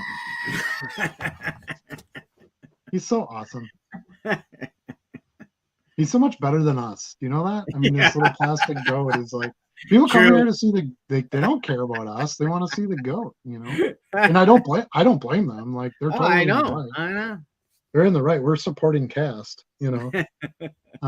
I was thinking about it. Can you see the little StreamYard duck in the top right corner? Yeah, So if I get to the point where I decide to buy like the premium StreamYard, you can put your you own can logo up replace that. there. Yeah, So, dude, the duck's going to be a goat. I mean, it makes yeah, sense, right? yeah. So look for that. If support the channel, like it, share it to your friends, subscribe, do all those things, and hopefully the channel will grow enough. It'll be worth it for us to purchase some premium options for our streams. That sounds rewarding being a coach. Yeah, I It, imagine it is. It's very challenging too, right? it is extremely challenging, and from year to year, you never know what you're gonna get. Yeah, yeah. There's a lot of wild cards in high school Yeah. people. Mhm. So, at Charlie, okay, this one's for you, Chuck. Are the goats young enough to still be excited if you gave out packs of cards as rewards for like a sack or a TD or no penalties for the game? Can you pay bounties? So, Can you do it's that? interesting you say that. So they are young enough. So I'm primarily working with the freshman class. I do some assistant work with the varsity on game days as well. In fact, we've got a varsity game tomorrow. I'll be up in the press box helping the defensive coordinator out. But so I have head coach responsibilities for the freshmen. Last year I was a position coach and defensive coordinator. So I was a lineman coach and defensive coordinator. And I actually did have awards for some of my linemen. Like we would keep track of sacks and tackles or pancake blocks on the offensive side and things like that. And I gave out some awards at the end of the season. I actually did give some thought this off season about, okay, would they appreciate it? For example, I recently picked up an Anthony Munoz autograph card. Anthony Munoz was one of my favorite linemen growing up, Yeah, Cincinnati for the Bengals. Bengals, right? Yeah, Hall of Famer. Yep. And I was thinking about maybe I put those out as some awards, but when I moved to the head coach position, it wasn't quite the same as when I was a position coach. So I'd have to think of some new bounty type things, but I think they would appreciate something like that. And plus it would educate them a little bit about the sport and the cards as a hobby and maybe introduce some new people to it as well. And some good future customers for us. Yeah, that too. Nothing wrong with that. Got to have customers. Yep. Let's see. Tom has spreadsheets, so entering inventory coming in takes up some nights, thus eating into listing as well as I do keep track. It's that Don eBay. Oh, that darn. I think he means darn. Damn. Darn or damn. eBay browsing impulse bids don't expect to win. Yeah. Yeah, you have don't search for buying on eBay. Just use eBay as your selling app. And try to stay out of the try to say saying some looking at some of the auctions. Absolutely saying it here because I know I can count on requesting. Shame, shame, shame. Appreciate y'all helping me help hold myself accountable. I needed so thanks sincerely. Yeah, I mean, I want to help anybody here no matter what it is. So if it's something where you need, some help trying to get some structure for some budgeting and things, I'll try to do my best to give you a hand with that. Um, we don't want you to feel like you can only lose in the situation. No, you have to remember too, though. Let's say you bought a card for $1, you sold it for 5. You use that money then to buy a card that you wanted for you, and you're going, geez, I gave up my profit. Well, you still have that card that you bought. You could always still sell your PC stuff and then claim your profit that way. Yeah. Assuming you can sell it for enough. I don't know what you're buying, but as long as you're not overpaying, you should still be able to sell that stuff too. Yeah. Let's see. Very cool. Need good guys like you out there. caring and helping mentor the kids who are challenging because of home issues, doing the Lord's work, just having the patience. LOL. Yeah, It kids does are. take a lot of patience. Yeah, it's I when I coached it was sixth, seventh, and eighth graders. Um, that was challenging enough. I can't even imagine high school. That's got to be insane. Good for you though. Glad you're doing it. Couldn't imagine dealing with a football team of 14 to 15-year-old boys. Yeah, pretty much. So, Yeah. Just imagine the bus rides home after the game. right? Yeah. No thanks. Yeah, imagine you hear all kinds of things you haven't heard in years. Hear all kinds of things, smell all kinds of things. Yeah, yeah, yeah, yeah. So on that note, I think we're probably done for tonight, huh? I mean, it doesn't get any better than that. So, Yeah. any parting thoughts? Just keep on listing and shipping, listing and shipping. That's Listing, how it works. shipping, Yeah. shipping, listing. Yeah. Yeah, you can't sell if you don't list. So as much as that's not the bestest, funnest thing to do, that's what it takes. Gotta Yeah. try to find the time. And if you don't have the time and you take it seriously, then maybe you have to reorganize some things to have the time. That's the only way it's gonna work. So if you're looking for growth, Yeah. just doing this as a side hustle and you want to list a couple cards here or there, that works too. So I think my parting thoughts would be just that: make sure you're managing everything time wise and um, hopefully money wise, so that it's being worth your efforts and keep it going. If you have any other questions for me or Charlie, you can always message me on the channel. We are here every Wednesday, 8 o'clock Central Time. I think we're going to stick with that. I haven't seen that being not working for us, I guess is the best way to put it. And now that you're into your regular season, it seems like that's going to be okay for you too, right? Yeah. Yeah. So, and once football season is done, I imagine that'll be even easier for you. So, Yeah. um, so that's what we're going to try to keep on with. Please share this experience. Those who joined us live, we appreciate it. Those who are watching after this is posted, if you like it, please give us a thumbs up. Let other people know, who you think might be interested in this kind of content. On Wednesday nights, we like to have an open chat, have some fun, do some goat jokes, and not take ourselves too seriously, but yet, Jeter jokes. Jeter jokes. There are no Jeter jokes. Jeter's all serious. He's the real deal. I did I tell you I offered him a trade on my Jordan Alvarez back No, but card? you were talking about doing it. I didn't know you pulled the string on Yeah, something. I forgot about that. I did. I haven't heard anything back, so I'm Okay. guessing I'm not like a priority. I'm not a Derek Jeter What? 1993 SP PSA 10 or. Well, wait, that's not. He's not PSA, but you know what I mean. Yeah. Um, and then something else exciting happened to me this week that I didn't tell you about.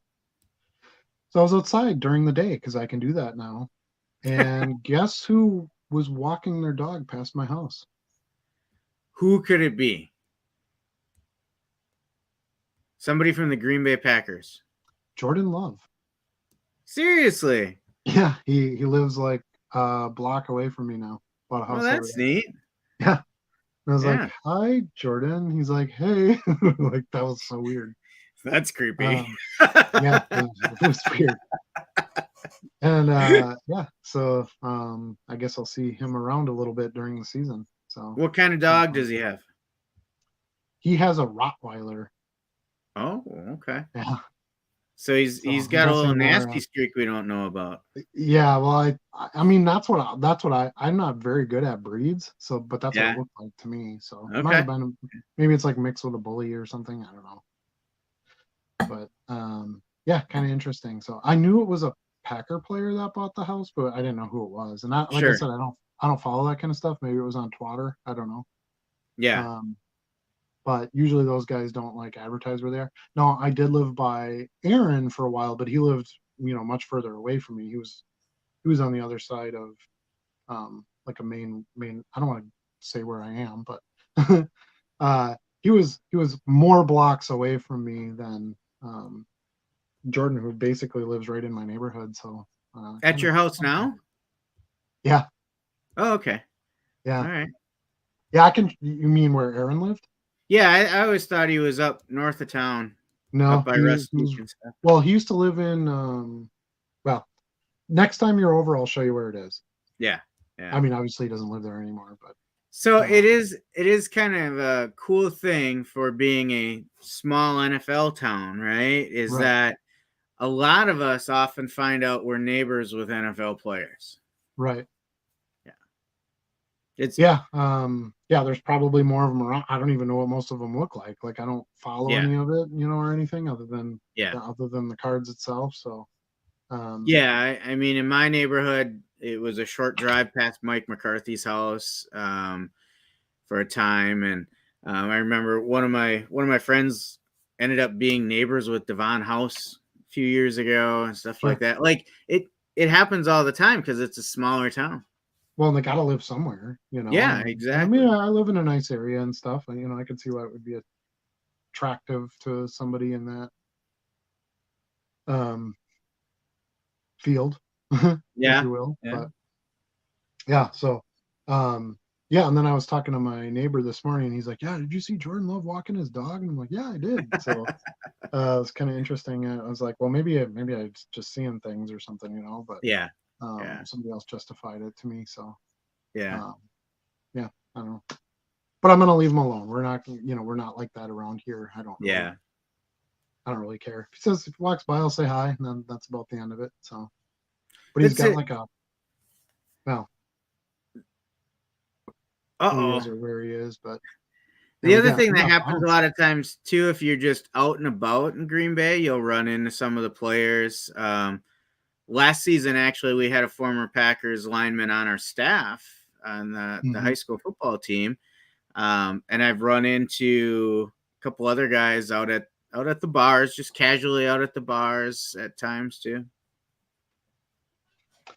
Yeah, I don't think a lot of those guys do that stuff much anymore. I think it's kind of a More so after they retired, if they're still right, right, right, around, right, you'll see right. them out. Yeah, Well, when I but Go my go in my back to the previous '90s though, right? With the right, Favre, right, Huey, yeah, those oh yeah, days, and they yeah, were out all the time. yeah. It was a little different then. Frankie Um, Winters. the last house I was in, I lived right down the block from. Gosh, I can't even think of his name now. But he's retired, and now he does like sports newscasting stuff. Um, but yeah, he was at my gym every morning when I used to go to the gym. Yeah, Um, yeah, so it was kind of fun. Uh, and Donald Drivers lived not that far from me. We would see him at like the local yeah, shop go over there, and yeah, so yeah, it's just kind of a daily thing, but I don't know, still kind of fun anyway. yeah, for sure. All right, let's see. That's all I have for tonight. Are you good? I'm good. How's Time to get some Stuart? rest. What's that? How's Stuart How's doing? Stuart? Yeah. Stuart says, "What's up?" Ah. Peace, everybody. We'll see you next Peace week, out. Wednesday, 8 o'clock Central Time. Be there.